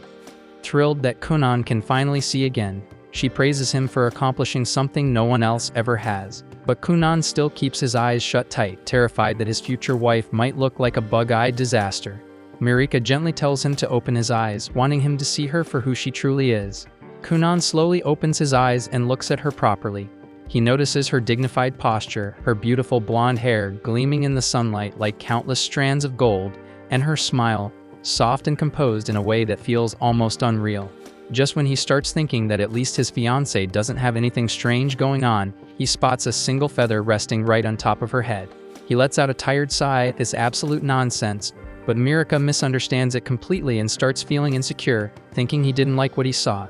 Kunon immediately switches on his natural charmer instincts and reassures her, comparing her to a dove's feather drifting freely through the sky. Right then, Dario steps out of the carriage and casually adds that this dove has been improving rapidly with the sword, and at this point she's more of a hawk than a dove. Kunon then notices a stunning, ethereal sword resting on Dario's back and instantly asks about it. Dario, however, assumes he's talking about his regular weapon and starts rambling about the steel, how it was forged in fire, and how he once saw the process himself. Kunon quickly realizes that the glowing sword isn't real at all, and that his eyes are just messing with him again. Suddenly, he hears Zunli's voice behind him and looks up, only to be blinded by an overwhelming golden light pouring off him, so bright that he can't make out anything through the glare. Kunon shields his eyes and asks if he's really the teacher, saying he can't see a damn thing because of how bright he is. Zunli assumes Kunon is just flattering him and replies proudly that he's always radiant, overflowing with brilliance. Kunon has no idea how to get these self-absorbed idiots to understand what he's actually saying. Still covering his eyes, he tells Zunli that he needs to talk to him in private and manages to drag him into a separate room, where he finally explains everything he's been seeing. Zunli just bursts out laughing at how ridiculous it sounds, unable to believe that Kunon sees Mirika as a girl with a random quill sticking out of her head. Kunon snaps back, telling him not to brush this off because he definitely doesn't want to marry Mirika while he's stuck walking around with a giant crab at his side and his future wife has a feather on her head for no reason at all. Zunli starts thinking about why Kunon's seeing the world in colors that don't match reality. After a moment, he narrows it down to two possible explanations. 1. Kunon might have unlocked the ability to perceive the shape of a person's soul, which would mean that the crab is a direct manifestation of his own. And the second is that Kunon could be dealing with a serious case of magic sickness, which is messing with his vision and making him hallucinate. Zunli recalls a time when he passed through a forest so saturated with magical energy that it made him violently ill. He felt drunk, disoriented, and started seeing bizarre creatures floating around him. Kunon immediately feels like that matches his experience pretty closely, but Zunli tells him they simply don't have enough information to say which theory is correct. Then, as a final thought, Zunli mentions that every animal perceives the world in different colors, which doesn't mean their vision is broken. He tells Kunon to think of his own sight as a rare gift, not a problem. By the time they step back outside, the sun is already setting. Zunli bursts into laughter again at the mental image of Mirika with a single feather sticking out of her head. That night, they all gather to celebrate Kunon's 12th birthday, which also marks the start of a brand new chapter in his life, because the very following day, he's leaving for the magical academy. So his father gifts him a finely crafted wooden staff, and his mother gives him a brand new quill set, and his brother hands him a thick book packed with food recommendations, basically the Yelp reviews of their era. Later that night, Mirika finally shares her gift too, a bracelet that comes as a matching set. Kunon tells her how much he's going to miss her, and promises to return to her as soon as he can. The two of them hold hands quietly beneath the moonlight, sharing a moment that neither of them will forget. The next morning, his entire family gathers to see him off. His mother is already tearing up while his father tells her to stay strong because if Kunon sees her crying, he might break down too and won't be able to leave. To everyone's surprise, none of that happens. Kunon doesn't even slow down. He skips the hugs, climbs straight into the carriage, throws up a casual later fam, and tells them he might come back in a couple of years, or maybe not, who knows. And with that, he gets comfy next to Iko and leans back, already imagining all the new faces he'll meet at the academy, and wondering just how powerful the sorcerers there might be. Kunon and Iko keep traveling for 5 straight days, and after that Iko starts getting restless and asks how much longer it will take before they finally reach the academy. Kunon explains that the academy is actually very far from where they are now, so realistically, they should expect nearly a full month on the road before arriving there. He already understands that Iko has made up her mind about not attending the academy with him, but he still asks if she is completely certain about that choice. Iko answers that she has been of marriageable age for quite some time, and she wants to find a husband and settle down so she can truly begin her own life. She insists that if she keeps traveling alongside him, she will grow too old to secure any decent proposals. According to her, this is her only window of opportunity because if she lets it slip away now, it would be the same as abandoning the idea of building a life entirely. Kunon attempts to guilt her a little and asks if she genuinely believes he can manage without her by his side. Iko fires back that if that is really how he feels, then would he be ready to push Princess Mira aside and choose her as his bride instead? Kunon instantly goes silent, fully aware that he has absolutely no comeback for that, and shifts his gaze out the carriage window where he finally notices his grandfather's estate rising in the distance. They eventually reach the manor, and Kunon tries to recall the last time he visited this place. Iko remembers it perfectly and points out that about 4 years ago, Kunon dragged his entire family here. The moment he discovered that his grandfather owned a massive library packed with magical texts, he became obsessed. Back then, he was desperately searching for any possible way to master magic, so he practically forced his family to travel with him. He even went as far as performing an embarrassingly dramatic viral dance routine until they finally gave in and agreed to make the trip. Kunon grinned when the door behind him swings open and his grandfather steps out cheerfully with his arms wide, declaring that he missed him terribly. Kunon matches the enthusiasm and runs straight into his embrace, and the two of them begin hugging tightly. Kunon then glances with his magical eye and sees his grandfather with several demonic horns on his head, then mutters with a hint of sarcasm that his grandfather looks like a devil, while his mother is an angel. His grandfather then announces that to celebrate Kunon's acceptance into the magical academy, he will purchase absolutely anything he desires as a gift. Iko quickly tries to step in, clearing her throat and saying that before he goes overboard, Kunon's mother asked him to read the letter she sent. But the old man seems to ignore her entirely and keeps asking Kunon if he wants precious gemstones, even calling out for a damn jeweler to be summoned right away. Iko cuts him off again, insisting that he read the letter from his daughter first, so he brings it back into his study. He pulls out his reading glasses and almost instantly scowls because his daughter clearly anticipated his spending habits and placed a strict cap on how much he is allowed to spend on Kunon, stating that it must not exceed $5,000. He grumbles in frustration, arguing that $5,000 is practically pocket change in this economy. Kunon calmly points out that he is only 12 years old, and Iko adds that $5,000 equals about 2 months of her salary. The grandfather, however, is still determined to buy something extravagant, whispering to Kunon that it would not hurt if they simply kept it a secret from his mother. But Kunon says the only thing he truly wants right now is a new maid, since Iko will not be staying with him from this point forward. His grandfather promptly introduces the replacement maid Rinko, who turns out to be Iko's younger sister and also has a horn on her head. She greets Kunon politely and explains that she accepted the position because her sister recommended it and the pay is decent enough. She mentions that she is saving money for her upcoming wedding and already has a fiancé, so she is not interested in any funny business. Kunon reassures her that she has nothing to worry about, since he himself is engaged to a lovely fiancé, and says they should value their partners above everything else.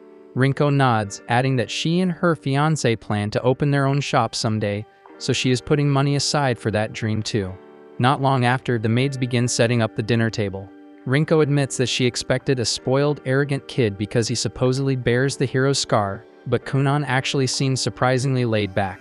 Iko explains that Kunon usually gets so absorbed in his magic that he sometimes forgets to eat entirely, so Rinko should keep some sandwiches ready for him to snack on while he works. That comment brings back a flood of memories for Iko about everything she has experienced with him. When Kunon's father first hired her specifically to look after his eccentric son, she did not quite know what to expect. But over time, she grew genuinely attached to him, and they went through countless ups and downs together. She recalls the first day he put on his school uniform, and the first time he managed to see her with his own eyes. The memories make her chest tighten, and she turns to Rinko, telling her that no matter how famous Kunon might be, he is still just a kid. That means he tends to trust people too easily, so it will now be Rinko's responsibility to protect him from any kind of danger, no matter what form it takes. Rinko says that Kunon has a naturally charming vibe and knows exactly how to flatter a woman, which basically makes him a walking magnet for every girl at the academy. With that kind of smooth talk, there is a real chance he could turn into a full-blown heartbreaker. Iko cannot even handle the idea and snaps at her sister to cut it out, insisting that Kunon is a literal angel and would never stoop to something like that. The following day, Kunon finishes packing his things and prepares to leave when Iko steps into his room to inform him that the carriage is set and waiting. He thanks her sincerely for everything she has done for him up to this point, saying he would never have grown into who he is today without her support. He mentions that it might be several years before they meet again, and Iko tells him not to stress because she will be waiting and will probably be married by then, maybe even holding her own child. They share a tight embrace, and afterward Kunon climbs into the carriage with Rinko. His grandfather desperately asks him to stay and secretly live at the manor instead. But Kunon ignores the plea and signals the driver to move, leaving both his grandfather and Iko behind. On the road, Kunon turns to Rinko and asks if she is truly fine leaving her fiancé for so many years, since it could be a long time before they reunite. Rinko assures him that it is not a problem because they already discussed it thoroughly, Since they are saving up for the business they want to start, the money is necessary. Kunon becomes curious and asks what kind of shop they plan to open. Rinko answers that they decided on a restaurant because she genuinely enjoys cooking, and if the place ever flops, maybe they'll end up on a reality cooking show and earn the privilege of being roasted by a world-famous chef. As the days pass, they gradually approach their destination until they finally cross into the kingdom of Durashik, famous for its deep connection to magic. They stroll through the streets, and Rinko quickly notices that nearly everything in town revolves around magic. While passing by a shop, Kunon spots several fascinating magic books displayed in the window and immediately steps inside to check them out. He is blown away by the variety available, but Rinko wonders what makes them so special when his grandfather already owns a massive library with thousands of volumes. Kunon explains that he has already finished every book in his grandfather's collection, and while there were not that many focused purely on magic, this shop specializes entirely in magical tomes, many of which are exceptionally rare. Rinko then questions if he plans to purchase anything, but Kunon tells her they would need to drop an insane amount of money for that. Rinko sneaks a look at the price tag on one book and nearly chokes when she sees that a single volume can cost up to $5 million. She says she could work several lifetimes and still not make that kind of cash, and that even a quarter of that amount would be enough to launch her restaurant and a few extra branches on top of it. Kunon just laughs and explains that these magical tomes are completely unique, which is exactly why owning even one costs a ridiculous fortune. Just before they step out, a woman wearing glasses approaches them and asks Kunon if he is a magician studying at the academy. Kunon gives her a polite smile and says he is only an applicant for now. The woman looks intrigued and asks him to demonstrate what kind of magic he can perform. Kunon decides to show off a little and conjures a tiny cat with his magic. The move lands perfectly because she instantly scoops the cat up and starts cuddling it, saying it is one of the most adorable things she has ever seen. Kunon asks if she is a magician too, but she replies that she was not blessed with enough talent for it. Still, she adores magic, so she chose to work in this field anyway. She adds that this year in Durashik will be especially intense because the saint from the Holy Kingdom is enrolling at the academy as well.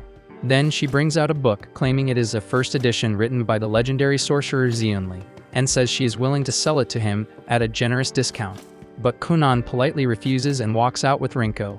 She questions why he turned down such a good deal, but Kunon calmly answers that the book was most likely a copy he personally produced back when he was collaborating with Zunli himself. Afterward, they step into another shop that sells every kind of clothing imaginable. Rinko begins trying on different outfits while Kunon runs his hands over the fabrics, carefully feeling the textures. He asks the shopkeeper what creature the fur came from, and the man answers that it was taken from a dark fox. Kunon pauses for a second, then casually creates a dark fox right there in front of him. The shopkeeper nearly jumps out of his skin because the animal feels completely real to the touch, which leaves him utterly baffled, so Kunon explains that he can reproduce anything as long as he understands exactly how it feels. The shopkeeper's mind starts wandering, and he awkwardly asks if Kunon could make a woman for him too. That comment sets Rinko off, and she snaps at the desperate guy to control himself, flat out calling him an insult before storming out of the store. They leave the small town behind and head toward the capital of Durashik. After a couple of days on the road, they finally arrive and are immediately met with the sight of a massive magical academy, far grander than Kunon had ever pictured in his head. Rinko asks how they are supposed to handle living arrangements, and Kunon tells her to relax because they will simply apply for a dorm room where she can stay with him. But once they step inside, their optimism gets crushed when the receptionist informs them that every dorm is already fully occupied, and that he should have submitted a request much earlier if he wanted a spot. Unsure what to do next, they walk back out, and Rinko suggests they might as well check into a hotel instead. Kunon shakes his head, pointing out that they are expected to remain here for several years, and living in a hotel for that long would drain their finances fast. He considers finding a place to rent instead. Just then, the receptionist comes after them and hands over a stack of flyers listing local real estate agents who can show properties nearby. Kunon's eyes instantly brighten at the thought of renting an entire house for just the two of them and living independently, similar to how he once did back in his homeland. That same day, they managed to secure a beautiful house located close to the academy. The following day, they return to the academy for the entrance exam, but the receptionist informs Rinko that she is not permitted beyond this point since only students and staff can enter. Rinko even attempts to slip her a bribe, but that tactic gets her nowhere. So she waits outside while the receptionist, whose name is Laubella, escorts Kunon down a hallway and out onto a wide grassy field where 3 other candidates are already standing, ready for their evaluation. Kunon forms his magical eye and scans the other candidates, noticing that each of them carries some kind of unusual hidden trait. Still, his attention locks onto the girl standing off to the side because there is something different about her. He approaches her and casually asks whether she is the saint from the Holy Kingdom, and she admits that she is, though she looks puzzled about how he even knows that since they have never crossed paths. Kunon explains that he simply wanted to speak with her because she is the first light attribute mage he has ever encountered in person, and he is eager to understand everything he can about that element. The saint sees no reason to humor him, firmly stating that light magic stands above every other branch of magic, so as a water mage, there is nothing he could possibly gain from her. The other applicants exchange confused glances at that claim because magic does not actually operate on any kind of ranking system. Realizing she may have misspoken, the saint apologizes, explaining that she was merely repeating teachings drilled into her at the temple. While she has everyone listening, she also offers an advance apology, admitting she has been told she lacks many of the emotional responses most people naturally have. So even if she is speaking normally, she might unintentionally offend someone. She clarifies that her emotional deficiency stems from the influence of the hero's scars she inherited, and the moment Kunon hears that, his excitement spikes since it sounds like they might end up as two disabled best friends. The saint remains completely lost about what Kunon is implying, but at that exact moment the professor overseeing the entrance examination arrives and instructs everyone to prepare. Kunon studies Professor Surf and immediately senses that the man possesses serious power and Sifi is powerful too. However, her defining trait feels slightly unimpressive since it amounts to nothing more than several rats clustered around her feet. After giving their introductions, Surf and Sifi congratulate all 4 applicants on successfully enrolling at the Durashik Magic School. The students are stunned by this announcement because they have not even been tested yet. Surf clarifies that admission here is practically assured as long as you are a mage. The saint is taken aback because she had been warned that the entrance exam was extremely challenging. Surf admits that the academy spreads that rumor intentionally to maintain an image of prestige. In truth, considering that all 4 of them possess magic crests, which are incredibly uncommon, rejection was never on the table. Kunon feels slightly let down after spending so much time preparing to pass the exam, but Surf reassures him that there will still be an assessment, so his hard work was not entirely for nothing. At this academy, students are divided into 3 tracks, and the first tier is referred to as Fundamentals, where mages who are just starting out can study the core principles of magic. The second tier is labeled Teacher Assisted, which is essentially standard guided magic lessons, and the third tier is known as Independent Research, and it basically means your magical ability has already reached such a high level that you're allowed to explore however you like as long as you stay within the law. Kunon feels a rush of excitement hearing this, since the thought of being allowed to pursue independent research sounds perfect to him, but Surf clarifies that the advanced tier is reserved only for elite mages, so qualifying for it and completing it will be anything but simple. Kunon's enthusiasm only grows because he's eager to find out what kind of challenge awaits him, but for some reason his upbeat attitude seems to irritate Sifi. The opening stage of their evaluation is a hands-on exam, so Surf instructs each person to step up one by one and announce their crest type, its rank, and how many spells they are capable of casting. Hank goes first, stepping forward and stating that he possesses a 2-star fire crest and is able to cast 7 spells. Surf then asks him to showcase his strongest technique, so Hank performs a fire trail spell. Kunon watches with interest because although the fire technique itself is basic, its special feature is that it travels along a route Hank outlines with his magical energy, giving it countless possible uses. When Hank finishes, a swirling pattern has been scorched into the grass, and Surf nods in approval before calling the next applicant.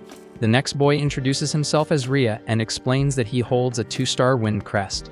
He adds that he can perform 8 spells. Surf looks impressed and is quietly rooting for Rhea, since they share the same wind affinity, though his final judgment will still hinge on how skillfully Rhea handles his magic.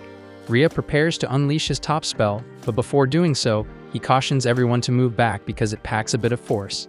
The group retreats and Rhea lifts his wand toward the sky, drawing in a massive amount of magical energy before releasing a powerful wind surge into the ground.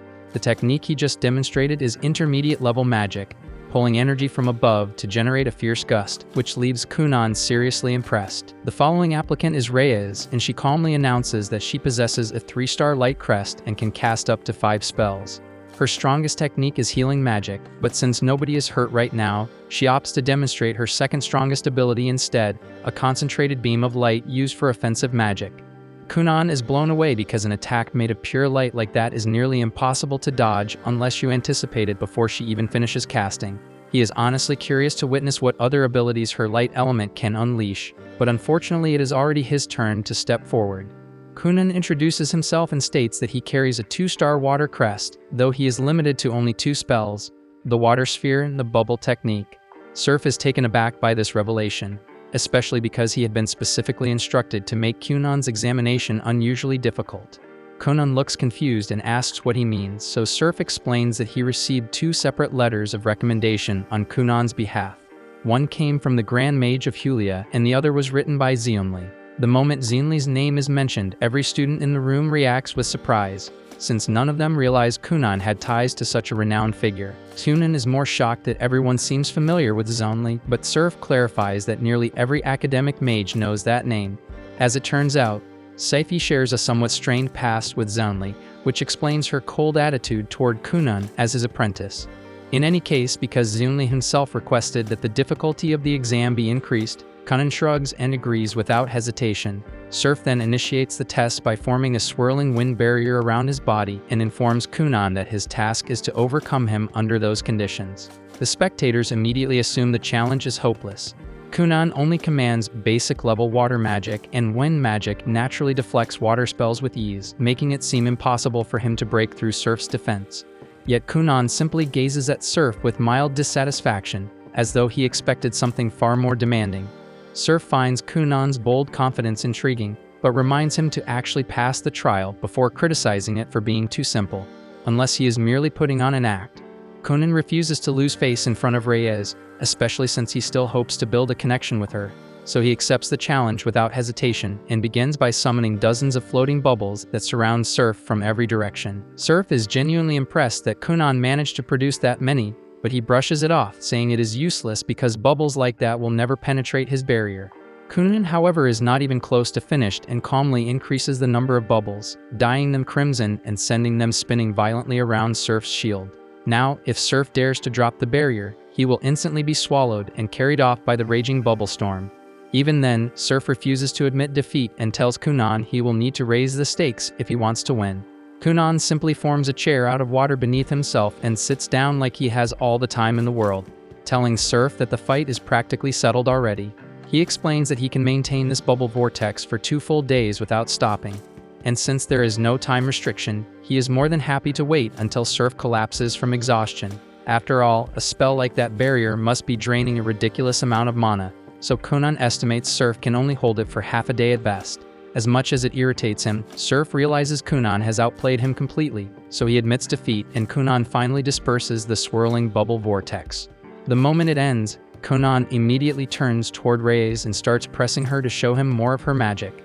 With this phase of the exam concluded, Surf gathers the students and escorts them into a classroom, but Kunon continues bothering Reyes, trying to convince her to demonstrate more spells. He even goes as far as inviting her out for a parfait date to spark her interest. Yet Reyes flatly refuses, saying she has no desire to show off her abilities. Surf cuts in, calls for everyone's attention, and tells Kunon to knock off the flirting because the next stage of the exam is about to begin, and Reyes needs to stay focused before her interview. Kunon nods in understanding, and Seifi calls Hank in as the first candidate. While Hank is inside, Kunon asks Surf what kind of questions the interviews involve. Surf admits he cannot give a clear answer since the subject shifts depending on who is being evaluated. So Kunon will just have to find out when his turn comes. With nothing better to do, Kunon starts asking Surf about wind magic as they wait. Surf does not mind and allows him to continue. After everyone else finishes their interviews, Surf asks Kunon what he would have done earlier if the battle had included a strict time limit. Kunon replies that if waiting it out had not been an option, he would have attempted to merge his bubbles with Surf's barrier and seize control of the wind itself. Surf asks him if he truly believes that is achievable, pointing out that he has never encountered a method like that before.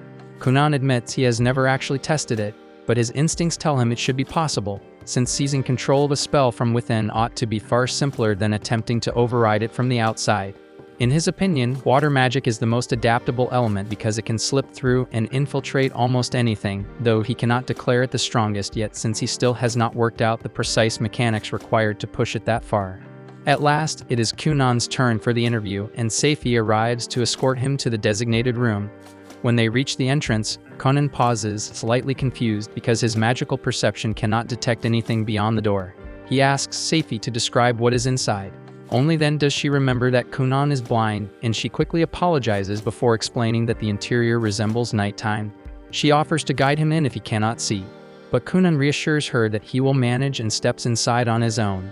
For the first time in quite a while, he experiences complete darkness, as even his magic eye fails to perceive anything. Then suddenly, his magic eye is forcefully dispelled, and he becomes aware of 7 presences encircling him. One of the figures advances toward him, mentioning that she was once Zunonli's mentor. Kunon immediately interrupts and politely asks her to stop approaching, explaining that he is engaged and prefers not to stand too close to other women. The woman is taken aback, having heard that he was flirting with Reyes earlier. Kunon quickly clarifies that it was not flirting at all, only genuine curiosity about Reyes' magic, which is an entirely different matter. Deciding to move on, the figure asks whether he gained any new insights today. Kunon enthusiastically describes the remarkable varieties of magic demonstrated by his fellow examinees and says he intends to analyze them carefully and adapt similar techniques into his own repertoire once he returns home. Satisfied with his response, the figure informs him that he will be assigned to the advanced class, news that delights him. She adds that if he continues to excel, she may even consider accepting him as her direct disciple. Yet before she can finish speaking, Kunon has already exited the room, having lost interest in listening further. Though being dismissed so casually stings a little, she cannot deny that Kunon is extraordinary. The moment he entered, he attempted to perceive his surroundings with a spell unlike any she had encountered before. Even if it was not fully refined, she finds herself eager to see just how far his creativity will take him. Back at Kunon's house, his parents get a letter from Rinko letting them know that Kunon passed the entrance exam and even secured a spot in the advanced class. They're both incredibly proud of what he accomplished, but as they continue reading, Rinko casually adds that Kunon might have gone a little overboard during the test and basically turned the school lawn red with blood. And Kunon's father instantly loses his temper because he cannot believe his son would stir up that kind of chaos on his very first day. He even thinks about docking Kunon's allowance for a whole month as punishment, but then they find out the academy doesn't give advanced class students any allowance in the first place, so that threat ends up meaning absolutely nothing. When the advanced class students learn about this policy, they start getting uneasy since none of them realize the academy expected them to support themselves financially. Reyes in particular is clearly not okay with it, so she stands up and directly tells Surf that this rule is unreasonable. Surf calmly asks what exactly her issue is, and she explains that she enrolled to focus on magical research, not to stress about earning money just to survive. Surf responds by saying the academy's objective is to shape them into elite mages, and in his view, anyone who cannot generate their own income will never truly reach that level, which is precisely why the rule exists. That explanation only makes things worse for Reyes because her monthly expenses are around 1.5 million, and on top of that, she still has to cover the salaries of her 2 maids who also serve as her personal guards, so she genuinely has no clue how she's supposed to handle this situation. After that, the students are escorted to the private laboratories assigned for their research. Since Reyes just realized she's basically out of cash now, she nervously asks Seifi whether they'll have to pay rent for the lab space as well. Seifi reassures her that the lab itself is provided free of charge, but they must personally cover the cost of any research materials they use. They are free to work as hard or as little as they like, but if they fail to earn enough credits by the end of the term, they'll be downgraded to the regular class.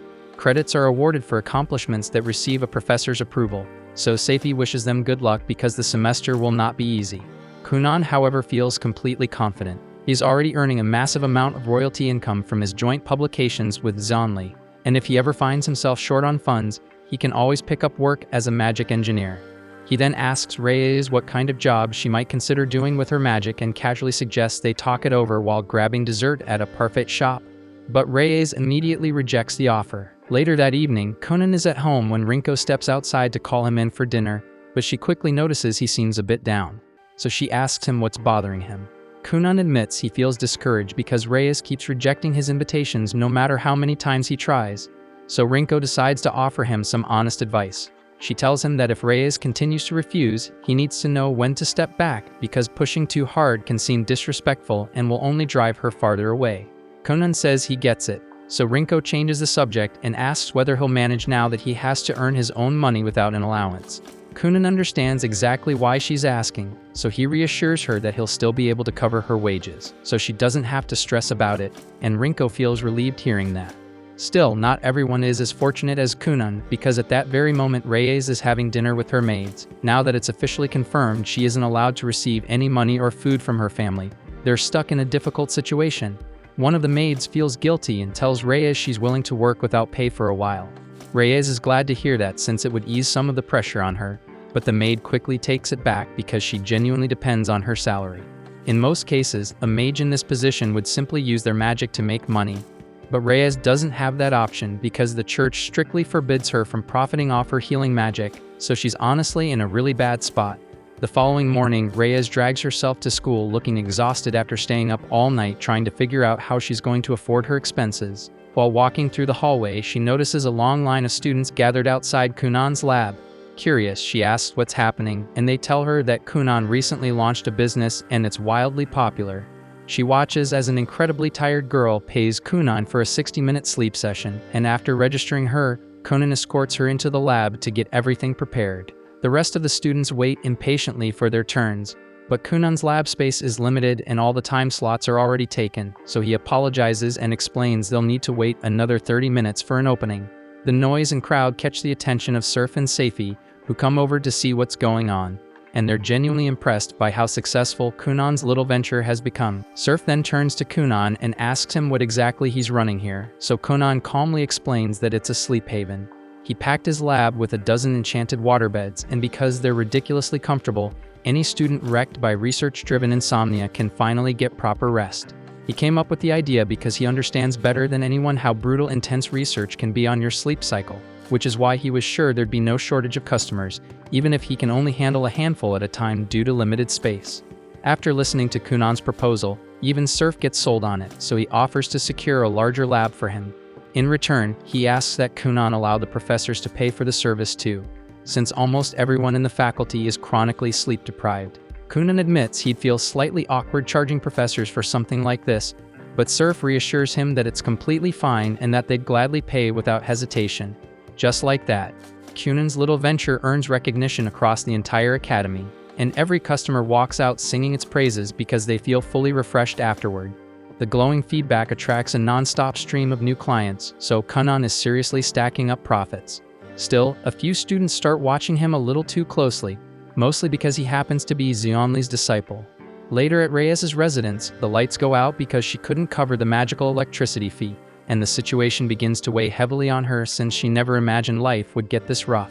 One of her maids suggests she talk things over with the professors, but she already attempted that. They simply told her to seek Kunon's advice instead, since he clearly has a knack for business. She hates the idea because she finds Kunon kind of strange, but at this rate, if she doesn't figure out a way to make money fast, she'll be living off thin soup and good intentions. The following morning, Reyes goes to see Kunon, and as embarrassing as it feels, she swallows her pride and asks for his help. She honestly didn't want to approach him because there's no telling what he might ask for in exchange, but Kunon assures her she has nothing to fear since he would never exploit a friend's weak moment. He might request a favor someday, yet he promises it won't be anything unreasonable. Even so, to prevent any confusion, he calls Seifi in to witness their conversation. Kunon tells her he has no problem letting Reyes take the lead on the project since she urgently needs the income, and they can settle the finer points later. He asks whether she's willing to partner with him, though it's not like she has many alternatives, so she agrees. Kunon is genuinely thrilled by her answer because it finally gives him the chance to experiment with her magic. Kunon reaches out for some assistance from Professor Shiraya, a fellow light attribute instructor, and luckily they're on great terms since she has profited quite a bit from Kunon's sleep venture.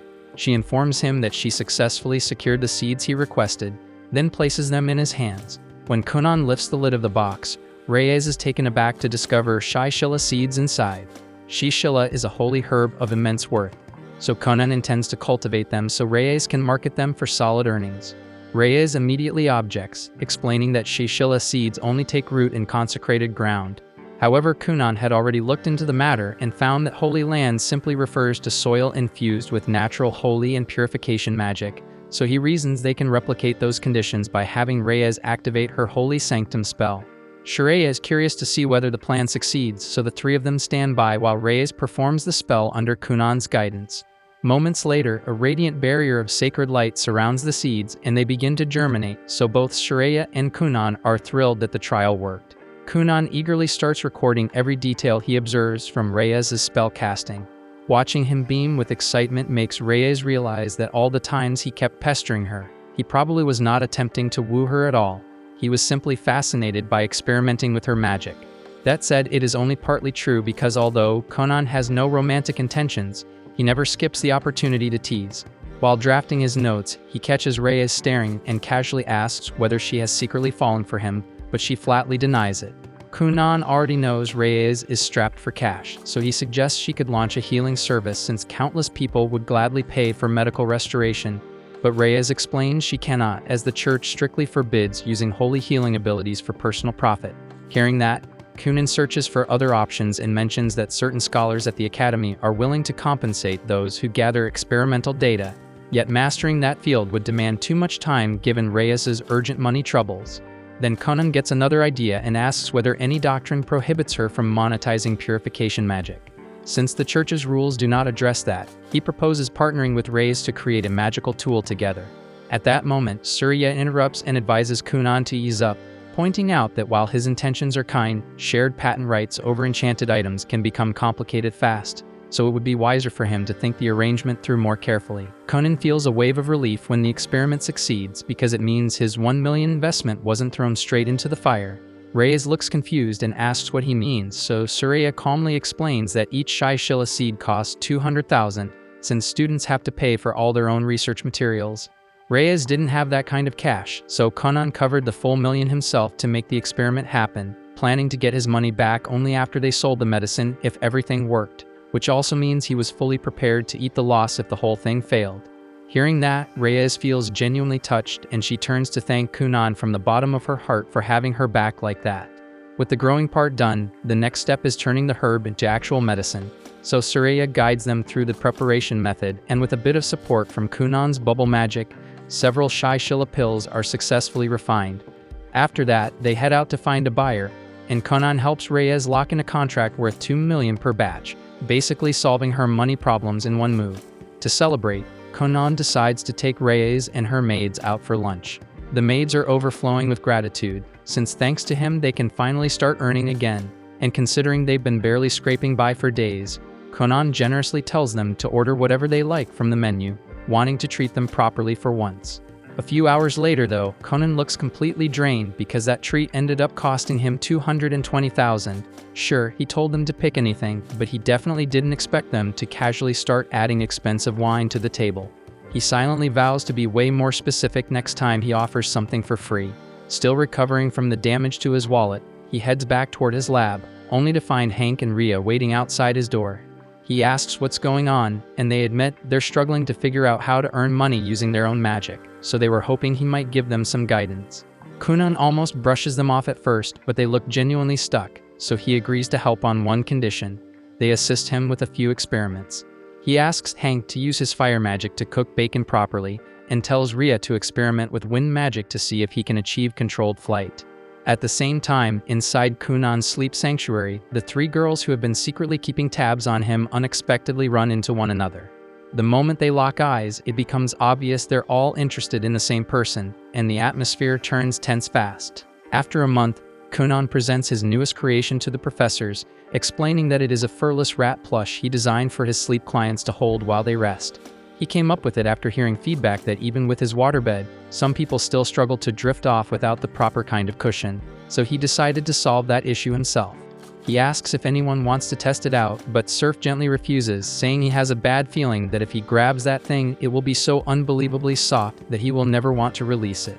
With that settled, it is time for Kunon's big debut, so he bids the professors farewell and heads off to greet his exhausted customers. At the same time, Surf and Sifi discuss how smoothly things have been progressing with the new students. Kunon has managed to establish a remarkably streamlined and lucrative operation. Reyes is holding her own quite well, and both Hank and Rhea have begun bringing in respectable earnings through their joint experiments with Kunon, making this year's advanced class look extremely full of potential. Even so, Surf is convinced it is only a matter of time before competing factions begin making their move. And almost on cue, the three girls who have been secretly watching Kunon arrive asking for him. When they learn he has already stepped out, they politely apologize for disturbing them and take their leave. At the same time, Kunon introduces his newest item to his customers, and the reaction is overwhelmingly positive, with everyone eager to give it a try and quickly reserving afternoon slots. After sorting through all the bookings, Kunon decides to step away for a short rest. Just then, he catches the unmistakable smell of Hank attempting the fire magic bacon he requested, so he forms a staircase of water and heads downstairs to check on the progress. Sadly, Hank has burned the bacon again, just like the previous attempts, and admits that it is difficult to perfect since he has never cooked anything like this before. Kunon offers a few pointers, reminding him that bacon turns out best when cooked slowly over steady, low heat. Hank says he understands the theory, but maintaining a consistent flame with fire magic for an extended period is far from simple. That comment makes Kunon pause and think for a brief moment, yet he quickly regains focus and tells Hank that practice is the only way he will truly master it. After that, he moves on to Rhea to check the status of the flight trials. Although Rhea has successfully figured out how to lift himself into the air, he still has not mastered staying aloft, which results in him plummeting straight down. Thankfully, Kunon appears at just the right second to cushion his fall with a waterbed, and he advises Rhea that learning to hover steadily should probably come before attempting another dramatic takeoff. At noon, Kunon tells the cook to use the batch of bacon Hank prepared to throw together a few sandwiches, and the cook goes along with it, though he double-checks whether Kunon is absolutely certain since every strip of bacon he brought over was charred beyond reason. Kunon brushes it off, saying it would be a shame to waste perfectly good food, but adds that Hank is going to endure this disaster right beside him, since he is the genius who cremated the bacon in the first place. Rhea asks if he can grab a sandwich too because he is trying to cut down on lunch expenses, so Kunon happily invites him to join them. Then they bump into Reyes, who is more than willing to take advantage of a free meal, so the four of them sit down together to eat. But sadly, they miscalculated just how scorched that bacon truly was, and Reyes almost choked herself senseless trying to swallow it. At the same time, the three girls are still waiting for Kunon to return from his break.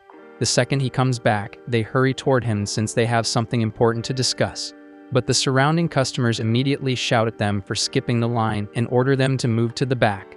The girls quickly apologize and line up properly, and once it is finally their turn, they explain that they wanted to ask him something.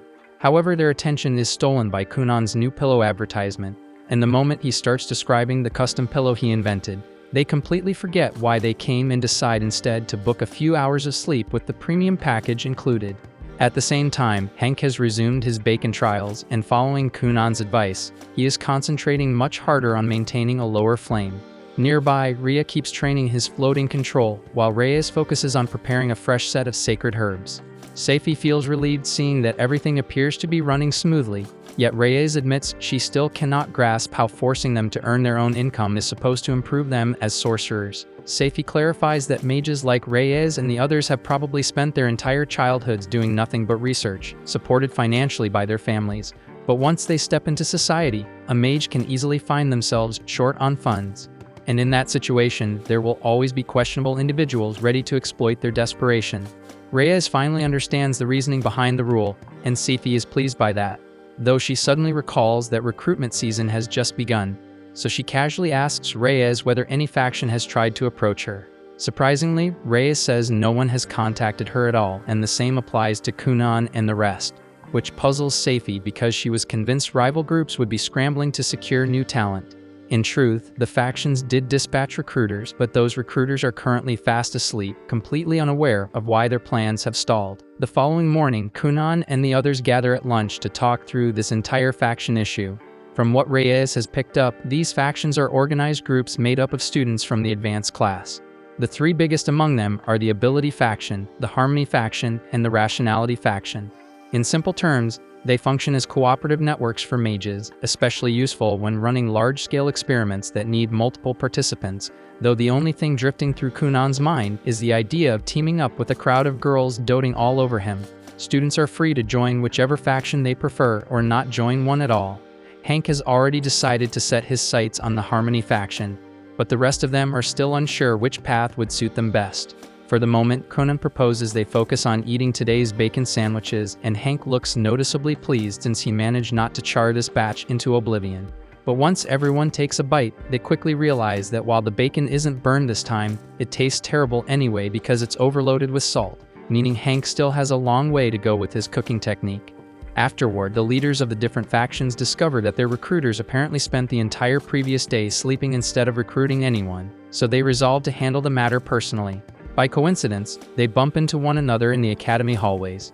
The instant their eyes meet, they all understand they've come for the exact same reason: to recruit Kunon.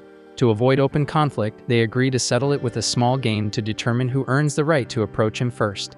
At the same time in the garden, Hank continues experimenting with his grilling process, but he's beginning to feel drained after working at it relentlessly for so long. Even so, Kunon reminds him that he's the one footing the bill for all the meat Hank keeps ruining, on top of paying him a proper wage to carry out these trials, so he really has no grounds to complain. Hank can't refute any of that since it's completely accurate, so he swallows his frustration and keeps going. At the same time, Kunon goes to check on Ria's progress with his training. Ria demonstrates that he has mastered hovering in midair, which genuinely pleases Kunon, but now it's time to push further. Kunon surrounds Ria with a sphere of water and tells him to attempt actual flight. The bubble acts as protection in case he crashes into a wall or building during the attempt. Ria is amazed at how effortlessly Kunon devised a defensive water barrier on the spot, and it drives home the realization that no matter how far he has come, there is always another level to reach. Meanwhile, in Ria's hometown, he was celebrated as the greatest mage they had ever produced because of how devastating his spells were, and he took real pride in that reputation. But it's painfully clear that he's not even close to Kunon's level. For now, he needs to concentrate on getting stronger, so he can make enough money to repay his family for scraping together the funds to send him to this academy.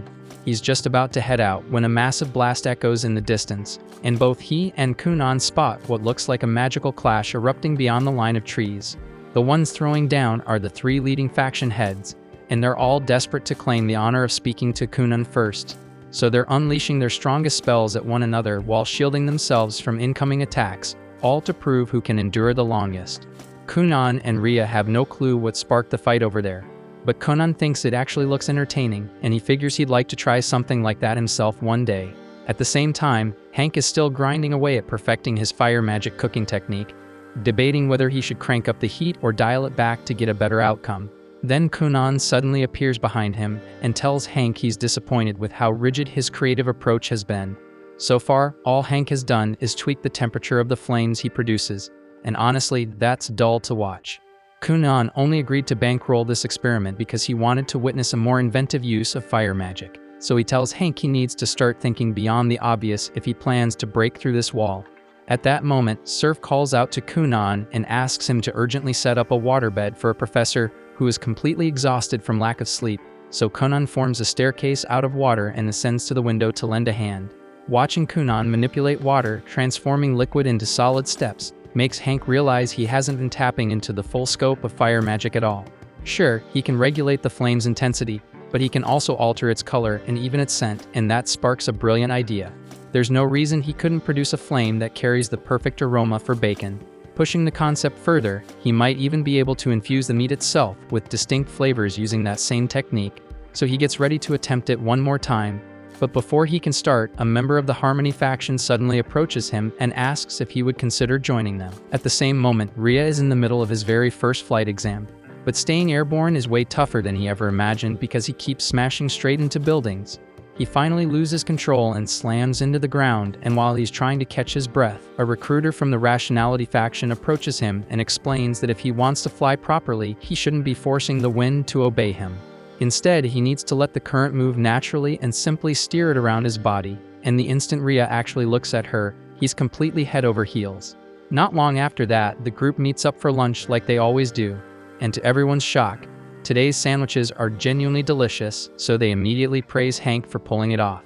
Kunon suggests that now that Hank has finally mastered bacon, he might want to experiment with cooking something else, but Hank is already ahead of the curve, so he proudly reveals an entire tray packed with different kinds of meat grilled flawlessly. Kunon is seriously impressed, but there's just one tiny issue. There's absolutely no chance they can eat all of that. Once Kunon points it out, Hank realizes he might have gone a little overboard. Luckily, they managed to sell the extra meat to the chef since the quality is top tier. And on top of that, this ends up becoming the foundation for Hank's own little business idea, meaning he can finally start earning money by himself. As they walk through the corridors together, Reyes asks Ria whether he finally figured out the trick to flying, and he confirms that he did, though it's mostly thanks to some guidance from an upperclassman. Kunon is relieved to hear that because once Ria truly masters flight, he could turn it into a courier service, and Ria can barely contain his excitement. He also tells them that the same upperclassman invited him to join the Rationality faction, and he plans on saying yes, but definitely not because he thinks she's cute or anything, since that would be ridiculous. Since they're already talking about it, Hank mentions that he received an invitation to join the Harmony faction, and Reyes shares that she was invited into the Ability faction, though she still hasn't decided whether she'll accept. After hearing that everyone else got offers, Kunon can't help wondering why he's the only one who didn't, but they quickly explain that he's actually the hottest topic on campus right now. In fact, the leaders of all three factions are still battling each other for the chance to personally invite him, and when the fight finally wraps up, Ability is announced as the winner, with Harmony taking second place and Rationality finishing third. Since Bale earns the first opportunity to negotiate, he decides to play his strongest card and summons the most beautiful girl in his faction to try and charm Kunon into joining. Sometimes later, while he was in the courtyard carrying out aerial trials with Ria, a girl named Elia from the Ability faction suddenly approached him. After giving a polite introduction, she asked Kunon if he would consider joining their group. It was obvious she was trying to win him over with a little charm, and it was actually working because he immediately started going on about how adorable she looked. Kunon agreed on the spot, and Elia left pleased with herself, confident she had secured him. The moment she disappeared from sight though, Kunon casually returned to focusing on his research like nothing had happened. He then told Ria to raise himself a bit higher into the air. Ria followed the instructions, but before they could continue, someone else walked up. She introduced herself as Elva from the Harmony faction and explained she was there to invite Kunon to join them. She was clearly trying the same sweet-talking approach, so Kunon responded the same way too, praising her appearance and instantly agreeing. Elva left with a satisfied smile, yet the second she was out of view, Kunon completely erased her from his mind and shifted his attention back to Ria, reminding him to maintain steady magical output or he would tip over. Ria quickly apologized and corrected his posture, but what really bothered him was something else. He asked Kunon if it was actually fine to promise himself to the Harmony faction after already saying yes to the Ability faction. Kunon shrugged it off, explaining that he never refuses a request from a beautiful girl, and as if on cue, another visitor appeared. She introduced herself as Cassis from the Rationality faction and turned up the charm full blast. She invited Kunon to join her side, but this time he completely brushed her off and told Ria it was time to leave, walking away and leaving Cassis stunned. Ria stared in disbelief because he had no idea Kunon could act that cold towards someone so attractive. Kunon bluntly explained that he would have agreed if a girl had been the one asking, but he was certain the person earlier was actually a freaking guy, and that was not his thing at all. Just then, they ran into the real girl from the Rationality faction. She mentioned that Ria had recently pledged himself to their group and thanked him warmly before turning to Kunon to extend the same offer, so naturally Kunon accepted without hesitation. Ria was completely floored and rushed off to get someone else's take on the situation. Once it became clear that Kunon had accepted invitations from all three factions, the reality set in.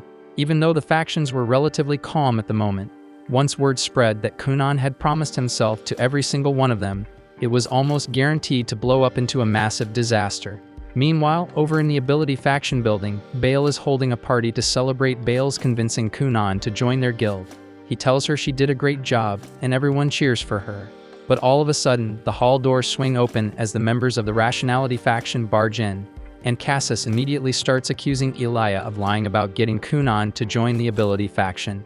Bale has no idea what's going on, so the leader of the Rationality faction Gaines apologizes and explains that there's a bit of a problem. They all agreed on the order in which the factions would be able to attempt to recruit Kunon, and the assumption was that after Kunon accepted one, he would naturally reject the others. But it turns out that Kunon accepted all three invitations, though technically he rejected the invitation from Cassis, but he came around on the second attempt. Something like this has never happened before, so the faction leaders aren't sure if Kunon is actually serious about joining all three factions or if he was just saying yes to get rid of them, and the only way for them to find out is to ask him in person. All the while, Kunon is sound asleep in his bed without a care in the world. Meanwhile, back in the kingdom of Hulia, Princess Mirika has made a lot of progress in her training as a swordswoman, and she is now strong enough to single-handedly kill a bear in the forest. Nah, I'm just messing with you. Fighting a bear isn't exactly easy, so she gets her sword smacked out of her hands in a matter of seconds, and it's about to maul her to bits. but at the last second, it was taken out by her brother Lyle. He commends her for her bravery because if she hadn't kept the bear busy for that long, then he never would have been able to land a finishing blow on it. He tells her she's doing great as the vice captain of the Wild Bears party, but Mirika isn't happy about the way things turned out at all because she still has a long way to go. At night, Mirika makes her way back to the castle, and the maids are already whispering about her since she's been heading out and returning late at night. Yet nobody has the slightest clue where she disappears to. Her personal maid is there to welcome her, and lets her know that a letter arrived from the Senior Academy for Nobles regarding her final examination. A strict expression settles over Mirika's face because she fully understands just how intense that final exam will be. Then Laura mentions there's another letter waiting for her, and the instant Mirika hears it's from Kunon, all that tension melts into bright, unfiltered happiness. She quickly gets herself comfortable to read Kunon's message while Laura prepares a cup of tea for her, and the moment she begins going through it, she learns that Kunon has been busy experimenting with all kinds of magic since arriving in Durashik, even attempting something ridiculous like cooking bacon with fire magic, which is good. But when she reaches the section where Kunon brings up Reyes, Mirika stiffens at the realization that he has befriended another girl. The thought unsettles her more than she expected, yet she decides she has no choice but to trust Kunon and believe he would never betray the promise they made to each other. The following morning in Durashik, as Kunon sits down for breakfast, Rinko tells him she plans to organize a proper ledger for the household spending, so she needs him to hand over a thorough breakdown of everything he's been purchasing. Kunon does not exactly object, though he questions why she requires his shopping notes, and she calmly explains that keeping precise records of income and expenses is essential if someone wants to build wealth. She then asks what he even does with the profits he earns from his school business, and Kunon casually admits that he just tosses the money into a drawer and forgets it exists until he happens to need it. Rinko presses further, asking whether he at least saves the receipts from his purchases, but Kunon confesses he never bothers tracking those details. Still, he recalls that he tends to jot things down whenever he buys something, so there should be a notebook somewhere filled with expense entries. The problem is he has absolutely no idea where that notebook ended up, which prompts Rinko to tell him to start searching for it immediately. Afterward, Kunon makes his way to the academy, and the second he walks through the doorway, he spots Reyes sitting there with a sandwich in hand. The scent hits him right away, and he instantly identifies it as one of Hank's bacon creations, which makes him want to get a taste for himself. But out of nowhere, Hank and Rhea both seize Kunon, insisting that he needs to disappear for a while. Kunon brushes off their urgency and casually asks Hank if there are any extra sandwiches left, which Hank admits there are, though that's clearly not the issue at the moment. Every faction leader on campus is in complete chaos because Kunon somehow accepted invitations from all three, and no one can predict what they'll do once they track him down, so Rhea keeps telling him to hide. Unfortunately, that option vanishes fast because several faction members have already laid eyes on him. They approach him and say they'd appreciate a pleasant conversation, and since they're all girls, Kunon stays totally unaware of the tension in the air and cheerfully agrees to go wherever they suggest. But before any of that, he absolutely insists on tasting one of Hank's sandwiches. Kunon pulls up a chair, grabs one, and takes a bite, and he's blown away by the upgraded recipe Hank experimented with, while Hank and Rhea stand there wondering how he can casually ignore the sharp, intimidating stares burning into his back. However, Reyes couldn't care less about the drama because she's far more focused on the fish-style sandwiches Hank prepared. Kunon mentions he enjoys fish too, but since Durashik sits miles away from the sea, fresh catches are rare around here. The only supply comes from wandering ice mages who preserve fish with freezing spells during their travels and sell them occasionally, but encounters like that hardly ever happen. Reyes wonders out loud if fish farming inside the city might be an option, and Kunon admits he isn't certain, though he encourages her to look into it if she's curious. She then asks whether he'd back her up if it proves feasible, and Kunon agrees on the spot because the whole idea sounds like a fascinating project, which leaves Reyes pleased, yet the faction members have run out of patience, so they grab him by both arms and haul Kunon away. He is soon escorted to the headquarters of the Ability faction, and he's stunned because he never realized a castle of this scale existed on school grounds. He's guided inside a chamber where the delegates from the three factions are already assembled, and the moment they come face to face with Kunon, the very first thing they do is formally present themselves. Bale offers Kunon an apology for hauling him over here, even though he is not officially part of any faction yet. But the circumstances demanded quick action. As he explains himself, Kunon spots a massive black sphere hovering behind Bale as his unique trait, and he honestly has no clue what to think about it. As for Gaines, there is a pitch-black tree looming behind him, And this is the very first time Kunon has ever encountered someone with a plant-type trait. Then he glances toward Shilto, and there is a roaring thundercloud swirling above her head. Kunon barely spares it a thought though, because he is far more intrigued by the fact that one of the faction leaders is a girl, so he strolls right up to her and begins shamelessly hitting on her. Everyone is left stunned since they already knew Kunon tended to act sweeter around girls, but they had no idea he was this much of a flirt. Sandra then gets irritated and snaps at Kunon that he needs to treat this situation with some seriousness since he is the one who created this whole disaster in the first place. But when Kunon turns his attention to her, he notices that her unique trait is a swirling school of fish, so he figures she must be a water mage. He then casually invites her out for tea so they can chat about magic together, and Sandra starts to understand that Kunon might actually be kinda strange. From there, Gaines decides things might progress more smoothly if Shilto handles the conversation going forward, considering Kunon only seems to focus when a girl is addressing him, so she tells Kunon she has something she wants to ask. Kunon happily replies that he would gladly answer every single question she has over a cup of tea, and the others feel relieved that they are finally making some headway with him. They all head toward the main hall together, but on the way, Kunon crosses paths with Genevieve and immediately panics because Genevieve has that terrifying girl from the ring clamped over his mouth as his special trait, which is easily the creepiest thing Kunon has ever witnessed. A short while later, Kunon finally reaches the main hall and takes a seat with the faction leaders for tea. Bale asks him to make it clear which faction he actually plans to join, but Kunon is still too distracted replaying how unsettling Genevieve looked to answer properly. Yet when Shilto poses the same question, he snaps back to reality and says he intends to join her faction, or at least that is what he would like to declare, but he has already agreed to invitations from all three factions and he despises going back on his word. So instead, he announces that he plans to join all three factions simultaneously, and he means it with complete seriousness. Thanks for watching. If you enjoyed the recap and are excited for the next episode, make sure to like, subscribe, and hit that notification bell so you don't miss our daily recaps.